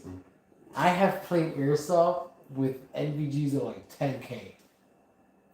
And shout out to Eric Scorpio, because he set up this whole NVG rental process with his company. And I'm trying to remember, I don't remember what event we did. Oh, okay. So we did Zulu 24, the Benghazi event, where they had it, and it was a classified site. We couldn't record. Everybody puts their NVGs, and we were part of. It was Benghazi. We weren't part of the bad guy crew, you know, the locals. We were part of the GRS or GMR. I forget the name of I think it's GRS. With the guys that worked for the embassy and the CIA. Yeah. I rolled up with my stoner. This was a real deal stoner who he wired it with maritime wiring, boat wiring, so you get wet. No matter what, bro. I brought with me 100,000 BBs. I have pictures on my Instagram of taking the BBs out of the bottles and putting them in Ziploc bags and then taping them in a T formation with black electric tape, so they don't make noise in my backpack. I had 100,000 BBs. I went home with like 10,000. Bro, when I put on those night vision goggles, I already took a course at West Point, and this was, you know, we were like a few months before that. I went to it, and then Benghazi happened the following year. I went to West Point. I took a course. This guy was on loan to the U.S. Army, and he was an instructor. He was on loan to the U.S. Army from the GIGN, from the German Tier 1 guys. Wow. And he was like, he broke, the first day we were there, shout out to Sergeant Major, the first day we were there, he broke down everything goes where, what, why. And I was like, and I know, I could tell, you know, and shout out to the guys who, you know, watching, who I know you made fun of me for being the nerd, but who performed? And I was like, Numbers don't lie. Yeah. notepad, write in rain. It's a notepad that you can write, as long as you get a rain-proof pencil, you can write in the middle of rain. You can write in the water in that notepad. Wow. I'm telling you, bro, I'll hook you up with so much knowledge in this sport. And I was just like, Bro was giving a plethora of info. All of a sudden, he brings out the PVS 14s. And I was just like, this is night vision. And he was like, this, that, do this, do that, do that. Bro, we started the course like at 8 o'clock at night. It was like midnight. All right, guys, I'll see you again tomorrow, 7 a.m. I'm like an hour and a half in New York City. All right, I'm fucking coming right. I came right back 2 days. We got like 30 hours worth of instructorship. I paid like $150. That's what I've been doing for the last. Bro, when we went to Benghazi, Eric was like, "Are we doing solo? Are we doing monos or duos? I don't want duos. I want two tubes." Bro, for the first time ever, this was August. We are on the grounds of West Point. We couldn't record because no public has ever had access to this. Here we are doing a milsim where it's like 100 versus like 300. I might have been like 75, 50 versus like 300. Yeah. I was like 190 pounds. Bro, I put it, my friend Eric, who hooked us up with all the night vision, he was like, yo, you need help putting that backpack back on? Because we took a break. 2.5 mile hike uphill. in the Highlands. He was like, yo, how much does this weigh? I go, 100 pounds. He goes, yo, your backpack weighs 100 pounds? 100,000 rounds of BBs, food, and water. I had 10 liters of water. Bro, I don't know if you ever humped water. 2.5 liters of water is a lot. I had 10. Bro, and then 100,000 BBs, bro. So he was like, yo, you're my hero. He was like, and I have a picture of me like nonchalantly taking a picture of him. Like, you're not allowed to take pictures. I'm like, fuck that. I'm showing people that I used to weigh 295 pounds, and the 100 pounds that I lost, I'll put that motherfucker on my back. Let me tell you, man, when night went down and I was running around with Real Deal, and we just like, I just envisioned in my head, as soon as the horizon went dark, I was just like, I was like, oh, feel like Sam Fisher. Whoa! And then all of a sudden, I was just like, I looked up into the night sky, in the upstate country sky, and I go, I have a throw mic from Code Red, which is a legit security used mic. It's a legit $150 mic, and you hear it.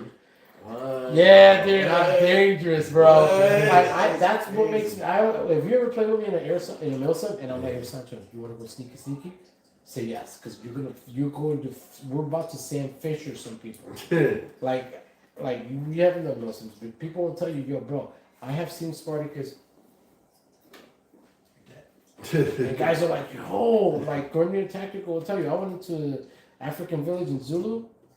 Because I have my rifle, my machine gun, you can't engage within 100 feet. Bro, I put that down. I just started popping smoke. And I brought my training knife, because I do Bali, I do Kali, and Filipino martial arts. Bro, I was just going to people and fucking refs. So that's where, and bro, so when we were at West Point, and I'm like, guys, look up. It's like 8 o'clock, 9 o'clock at night. And we look up with night vision. It's the most beautiful thing I ever saw. You see every star in the sky. And you're like, oh, this is what it's all about. It's all that training, all that stuff. It's crazy. It's like a masterful chaos that just ties in. I never thought about going to like a training like that. That would help me. Like as far as like the real stuff, like I go to. You go through the stuff so you get certified, do this, whatever. But then it makes sense because we're going out here reenacting, right? Certain situations. You want to know how to handle yourself in the best way in these situations, or else what are you doing? You run around like a chicken with your head cut off. I got taught that what you're describing with profanity, learn how to unfuck yourself. I got thrown out of helicopters, airplanes. I have done the Chesapeake River. I have taken a French commando boat, the inflatable, that the amphibious units, and taken it into the Atlantic. And we went out the first time, and we did it. And as we're on the beach in Virginia, I was the boat crew leader of the Smurfs, which is the smaller guys, the younger guys. Well, the older guys did their thing. They went out a few times. We went out on the first. We were cocky as fuck. So I'm the Northeast guy, and I'm like, yo, let's sing a little Bon Jovi. Just a small town boy. And we're singing, and the guy's like, shut the fuck up. And the instructor's singing, and I was like, and then for the next 19 times, this was after 3 days of rain, Mother Nature was like, flop, flop, flip, suck it, eat sand, eat water, and I was like, oh. But that was real world training. I was like, yo, bro, I have done what's called surf passage.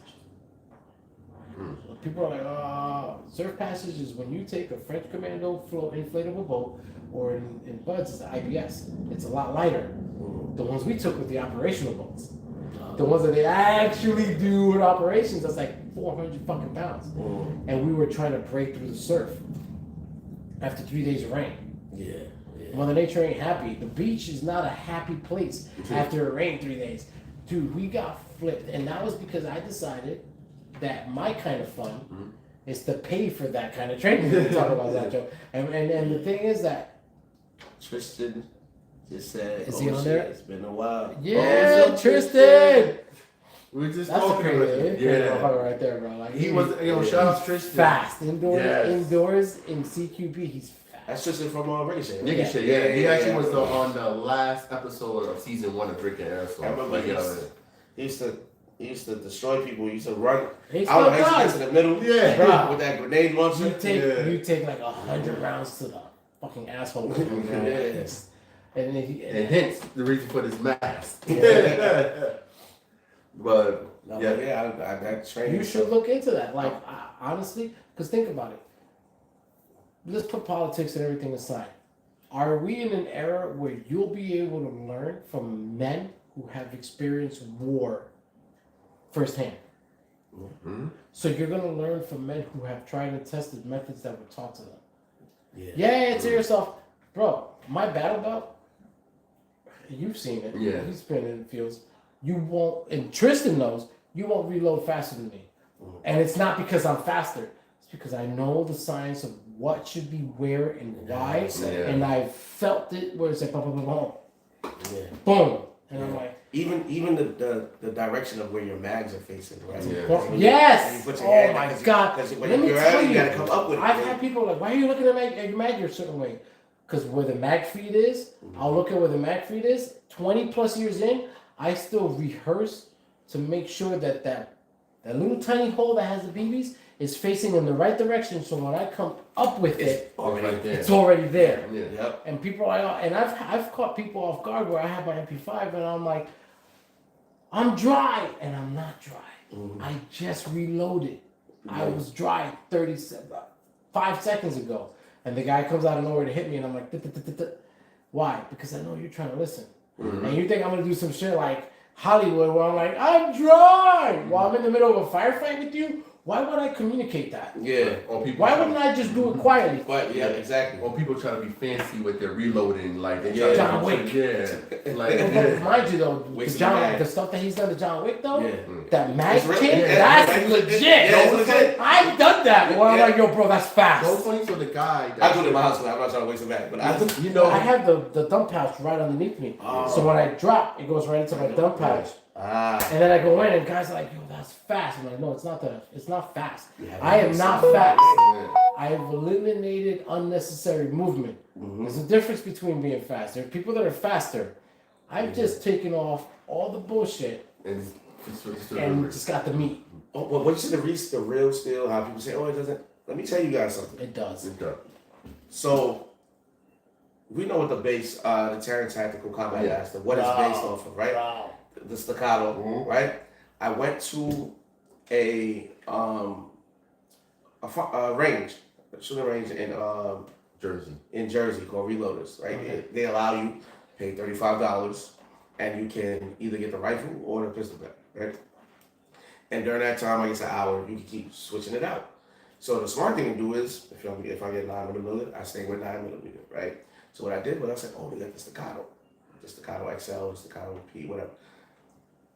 And so for Airsoft, I have the Combat Master. My two main are Combat Master and the CZ, the Shadow, Okay. right? And I shot both of those, and it felt like I was at home. Yeah. Right?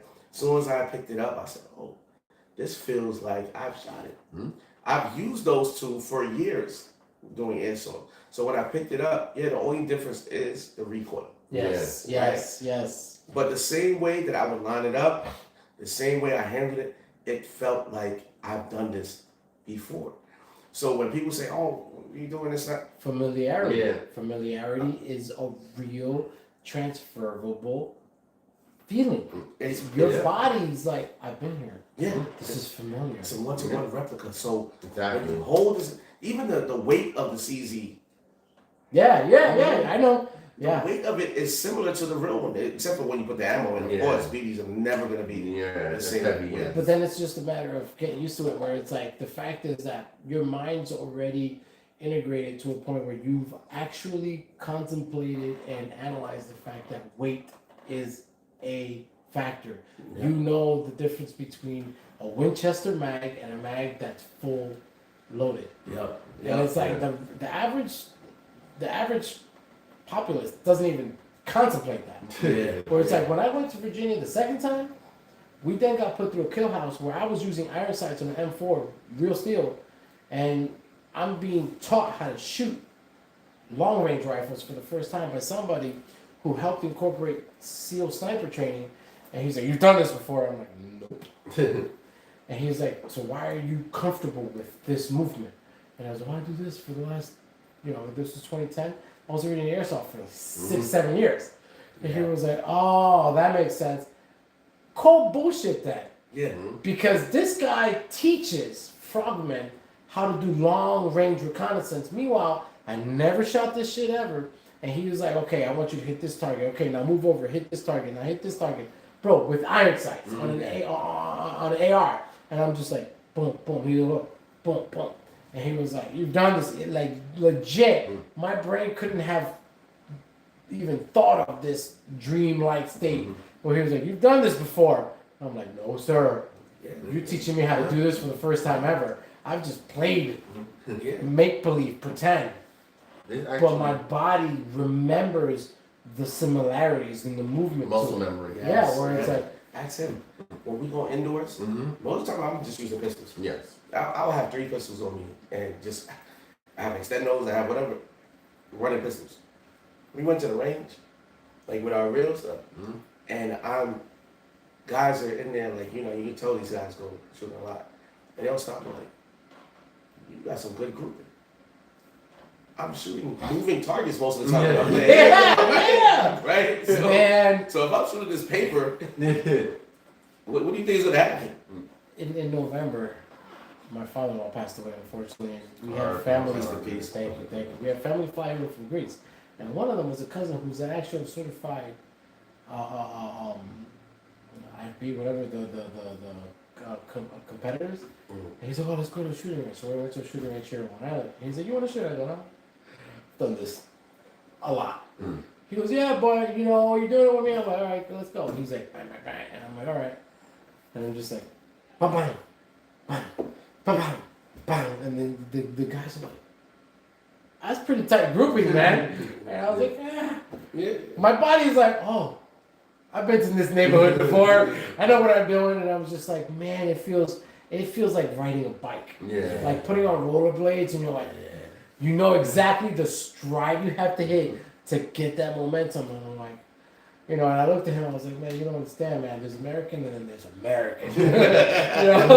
Where I'm like, man, I have friends that I do Airsoft Milson with, and we go to Pennsylvania, and I'm just like, just with the freaking lever action, and I'm like, ding, and they're like, "Yo, dude," and I'm like, man, when you learn the right way in real steel, it transfers over. Yeah. Like the Milson part, the camping part, the whole being sneaky. Like, bro, if you play with me in the Milson, I'm probably gonna be your squad leader, and I'm probably gonna introduce noise discipline to you, and that's the most uprooting thing. Where people, noise discipline is a very difficult thing to understand. I'm like, "Yo, shut the fuck up. Learn how to use these." I hate being in an event, right? And we're on mics, right? You said the Chilean sea bass fact. Are you aware of the Chilean sea bass fact? What is the Chilean sea bass? I don't know. I feel like we're walking into something. You gotta be careful, man, because I can shoot the shit right back with you.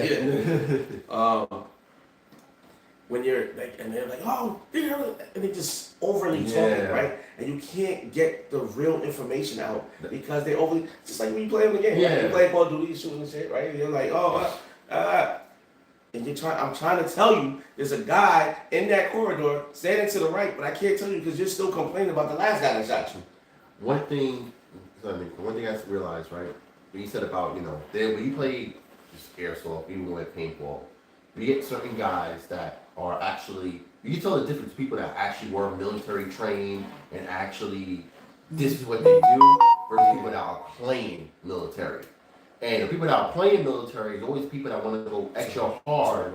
And that's, well, trust me, we dealt with that before. I have fun with former military. I have so much fun. I'd rather do it for military than guys that never been military. Yes. And want to pretend like they are. They go. That stolen valor shit. I remember. Gets me really fucking angry because I'm like, You remember the NVGs? Not even NVGs, the mock ones that I sold you, right? Yeah. So, dude, I use them. They're fucking awesome. So I made Airsoft night vision goggles at one point. No, this is still the battery company died. But we're still good because we still got the ring light. Okay. I made Airsoft night vision goggles at one point, and I use them in American Muslim. Oh really? Yeah. And I used the 2019 limited edition night vision goggles we got for Call of Duty. And there's a way that you can mod it. I think I had it. I used to use it for. But you're not saying what they look like. Yeah, it looked like. They're the quads. Yeah, they're like quads. Bro, I showed up in American Wilson with the full decked out helmet, and I bought it off of him with the quads. Yeah. Digital night vision. Everyone's like, yo, what is that? In real life, if you ever own them, they're like 50 Yes. Yeah. So Yeah. I built them for radio sound. I remember. And I remember forgot to bring them. I forgot to, and we needed them because we got lost in the woods. Forgot to bring them. What? And we got there late. I've done that shit too. We got there I'm late. like, oh my god, I forgot this part. By the time so my brother and I, we had to work, right, until like 2:20 or whatever. So we packed his car up the night before. I said, all right, I don't think I drove to work that day. I think he dropped me to work. So we packed his car up, said, all right, boom, put everything in there. I'm at work, soon as 2:20, I'm like, all right guys, I'm going. Ran out, move my car, whatever. Get in the car, we get there, now it's late, right, compared to everybody else. Everybody's been there, set up or whatever. We get there, we set up as fast as we can. By the time we set up, it's getting dark. So now Bro. Yeah. I've done that. I've gone to events that start Saturday morning and I get there Friday at 1 o'clock in the morning. Yeah. It's just, So like I said, get used to embracing the suck level.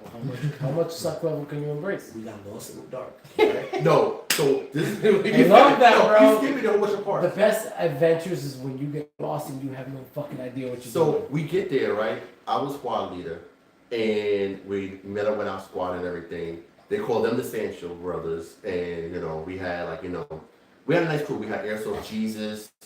I forgot. I don't the think I other ever heard that name. That's actually. what was the day before? We called him Airsoft Jesus. He was He was actually in the pro league. He walked around with the Tokyo Marui automatic shotgun. Yeah, he had great white hair. Yeah, but yeah, we called him. Shout out to Airsoft Jesus. Yeah, they could call him also Shrapnel now. Shrapnel? Yeah, AKA Henry. Whatever. Henry. Yeah, Shout out to him. but yeah, Good so guy. He's a great guy. yeah, he is. He's mad cool. So we got there and we set up our now we had to set up our tents and stuff. They went on their own. They went to start the mission. Once we finished, we wasn't gonna go. We was like, no, fuck, we're gonna catch up. We got bad directions. And now our comms ain't working. So I had the comms to the command thing and I'm paid nothing. We walking in the woods, we lost. We had to use the light from his pistol to see. We couldn't see this far ahead of us. And now I'm like, we're giving him my position, right? You got this bright ass You got that light, light. right? So, and then we shining for so long, that shit died. And all I hear is, pew, pew. Look, we get shot at in the dark. So we're in the dark, we're getting shot at, and then we're like, where? So I'm going around, and I'm carrying my heavy DM, the one that I showed you. I'm carrying that heavy DMR, and I'm like, I can't see shit. You know what I'm saying? The mics work. And I'm like, yo, this is, I forgot what our squad name was. Wolf. I'm like, this is Wolf squad. This is Fumbles. Yeah, this is Fumbles. And they were like, Fumbles, where you at? And I'm like, yo, we're in the woods. Like, oh, was that you with the light? They were shooting at us. And I was like, yeah, they said, okay. So now we're running, and now we're getting shot at from another direction. So we're in the pitch black, can't see nothing. We running, we dive into this little, hut. Yeah. And then my DMR has a built-in tracer. So if you look down the barrel, you can see a little light. So I run it, and that's how I found out I had a light. They was like, yo, you had a light? Or we saw a little light running towards us, and that was the freaking thing. That's why I realized I never fully trained or even used this thing. Since I got it built, and I just took it straight out. And I didn't even know there was even a light. So that was getting away, Position, yeah. Yeah, we was getting shot at. I'm hearing stuff. I'm like, yo, get down. I don't know where we going. And because at first we didn't even see the light from where they were having the battle. And when we got there, they were bogged down. They couldn't move, whatever. So we get there, we're like, yo, what's going on? We're like, oh, they're over there, they're shooting. So we just went straight into the fight. Yeah. And as soon as they came, I was like, yo, we can't stay in here the whole time. So we just started, told my brother, I said, listen, I'm gonna start right now. He was running with an ARP-9. Yo. Right, so it was like, all right, running out, I had my M4. Actually, it was heavy because it was metal, full metal before. So I was like, let's go now, because I'm tired of holding this already. We just started running out there, just start shooting, just start cooking as much as we could. And we I think by the time we got there, and everybody started to like stop, letting themselves be bogged down, we kind of took over, and then they just stopped. Then they went there, they fell back, and then we had the town for a little bit, and then we was like, all right, we going back. So we went back with the main unit. So we like, oh, we realized we went wrong, and because instead of the guy should have told us just go down the path and then go cut up. We went actually do the fucking woods. So we was like, and then later on we found those bears in the woods. Because of Where was this held? It was upstate at Bears in the woods. It was in that paintball field upstate. What is that shit called? Cousins, the big one. Oh, okay. And so we finally get back to base, right? Someone's like, did you see that bear? Yeah. Cause bear. What you mean? Yeah. So now we were like, hold up. We was in the woods and there's bears in the woods. So my God. now we're at 5, right? Some producers, bro. Yeah. So now we're at 5. We're doing. I did my debrief. So we're setting up. I said, all right, we're gonna get some sleep. Then our squad leader was, the platoon leader was like, funny. His name's Tristan too. He was like, yo, I hate to do this, but you two gotta go on night guard. That's when we felt like, okay, we was doing things because now we were on night guard. The whole squad. Yeah. So we were on night guard, nothing happens. Then when we go out to the field, that's when we get captured. But first, before we even got captured, they took him away from us. They took him off our squad because these two guys come, Cutthroat and Child Lock, shout out to them. They come and they were like, oh, we're humanitarians. They dressed in full military gear. They had, only they had rifles, they didn't have no ammo in them. So Sancho was like, yo, they're obviously the enemy should just cap them right now. So he pulled out his pistol like, yo, just execute them right now. All of a sudden it's like, yo, we gotta take Sancho away from some special missions. And he took him off my squad. And he just disappeared. And then that whole thing, that's when me and his brother got captured after all that. Yeah, I was like, why are we still talking? Humanitarians, why do you trust the military yet? Just shoot them. Why are we here? Why are we here? This doesn't make sense. Nobody wants to listen to me. Yeah. Then I got sent off. Go clear the woods and the people that was approaching our base. And I went out there and taking them. They was like, oh, you have a DMR set up. All right, fine. Go clear them out. Every time I said I'm going back out there, they send me on another mission. Then one time I said, students, I'm not even telling command nothing. I just went there. I loaded up, got ready to go. I went past him. I was so angry. I was walking past him. He was like, where you going? I was going to get y'all. And then I told him what happened, because he was like, yo, I tried to hit you up on the mics, because we all had mics, but our squad had a separate, radio station. But when we got captured, they took it. So literally, they had us in a little thing. So I had to, because I won't, oh yeah, I replaced it. So I had one. 44. I think it cut off. No, oh yeah. Because there's one thing, it cut off. I'm going to turn it back on. Because there's one thing I wanted to do. So it's a thing I wanted to try with Spartacus since he has the experience.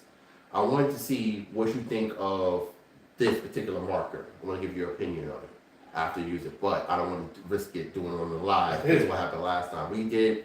So me and Sancho has his own page, but he does talk about real steel weaponry. He just didn't have enough people to do a live. So we did a live on this channel. We're showing our real steel stuff, and then I get flagged. Yeah.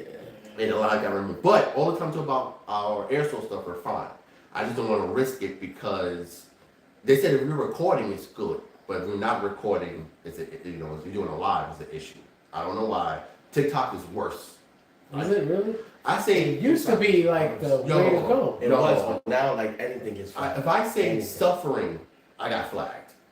Yeah. I said, yo, you could just be hating on me and then flag me. Like it. Somebody showed a clip of his Airsoft. Yeah, it wasn't, and everything got shut down. So I got interviewed by this guy called Mikey Loves Retro. Shout out to him. And he interviewed me about how I got into retro gaming games and stuff like that. I'm a lot more than retro than anything else. And then he was like, oh, you also into Airsoft, the Thomas mechanic showed my cars, and he showed me my Airsoft gear. And showed me with the helmet, and we got flagged. And we got kicked off of TikTok. And what made it worse was that that live was actually good, and it was like getting numbers and stuff like that, and that's what happened. So now when we do our lives, when we go on the retro podcast, when we do our lives, we have to be careful on how we say things, and can't curse. Well, we can curse, but we don't really try to curse, and then we can't say certain name of games. Like I can't say suffering or can't show this, that, and the third. But believe it or not, the last podcast is actually doing really well. They actually like it. Is that the one when we played against each other? No, okay, so we did it when we were playing DOA, and we was playing against each other because we have a gripe years. We don't have a gripe. I have a gripe 15 years in the making, like easily 15 years in the making, and we was playing on the original Xbox, and we was battling each other. We played Power Stone, we played DOA. I lost all of them. DOA, I put up a better fight. I didn't put up a better fight as in for a thing, but all it was, you just gotta be careful. And I learned that, especially when it comes to the lives and stuff. So they said there's something I want to do. I want you to pull out 2 pistols in front of you, and I want to see what's your opinion. Which one would you rather use at a mill sim? I just don't want to do it on the live and risk getting flagged. No, but you're not listening. Live is still running. Yeah. That I think stopped recording. Oh shit, yeah. That's what I was talking about. Oh, hold on, I can fix that. Well, I know why. I kind of wish I did my due diligence and bought the Sony camera instead of buying the GoPro. The GoPro is good, but for what I use it for, not that great. The SD camera, the SD is full. No, not the Batteries SD. too. Batteries Overheats. and the battery gets too hot and then it cuts off. What? You mentioned the 360 camera. You feel like the 360 camera is better than that in the GoPro? Absolutely. What? Here. You're gonna be like, damn, G. Let's show you.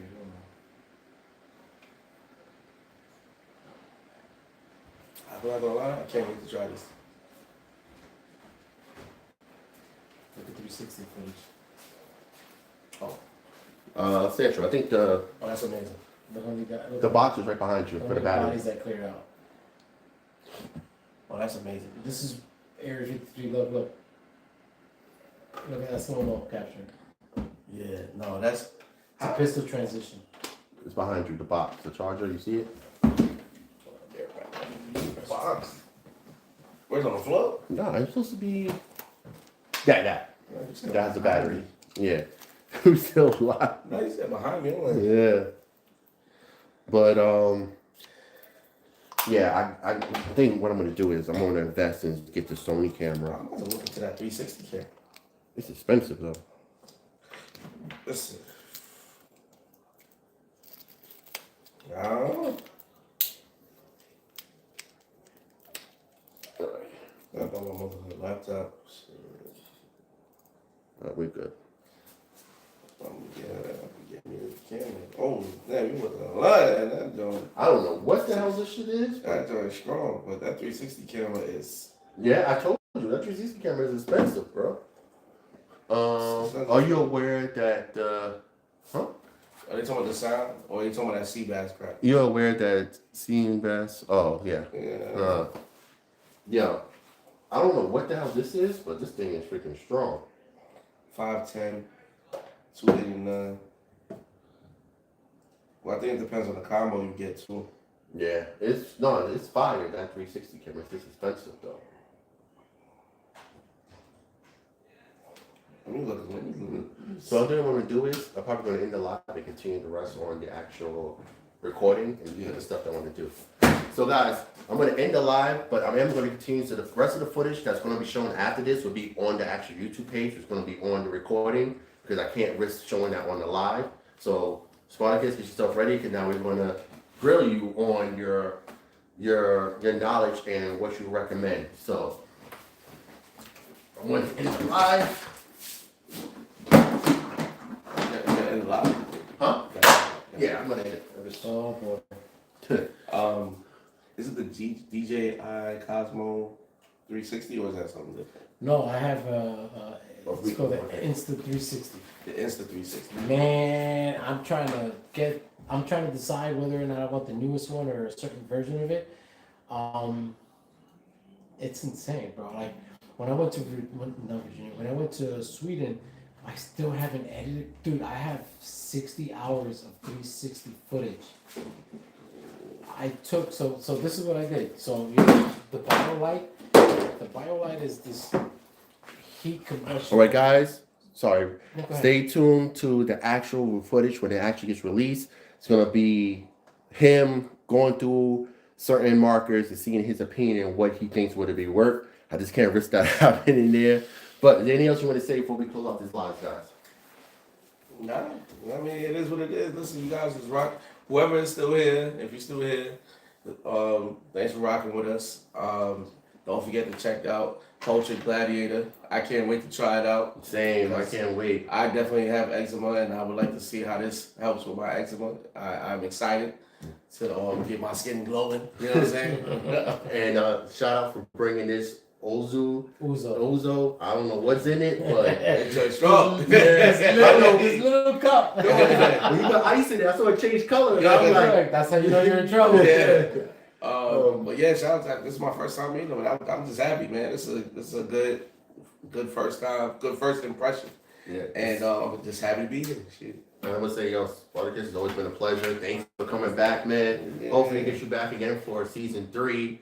I'm trying to work on getting Cypher to come back on and to bring the original host back, so you know we all could chop it up and everything like that, and maybe Tristan and maybe some other people. We're gonna need a bigger bar. Yeah, no, we're gonna need a bigger boat. I would say we do it in the game room, but it kind of throw the vibe. We don't drink some airsoft. Maybe we can do it outside. Like once it gets a little Yeah. warmer, sit outside, have some drinks outside, and just have the camera like Oh, yeah, I could do it outside. Have the fire pit going right there. Yeah. I think that would be a good look. You know. Yeah. Also, shout out to Sancho the GOAT for hopping off. Definitely follow him on his page for his real steel weaponry and First of all, subscribe first so I can go live when I need to go live. yeah, definitely I subscribe. just made the page, so I need them subscribers. Yeah, definitely subscribe and yeah, look out also for our other podcasts from those retro podcasts when we sit there, shoot the breeze, and talking about retro shit, and Sancho talk most shit. Now that I met Spartacus, he's locked in. He's locked in forever, man. He's going all the time. Go outside. But yeah, look out for the actual video. We're gonna show more stuff behind the scenes. So.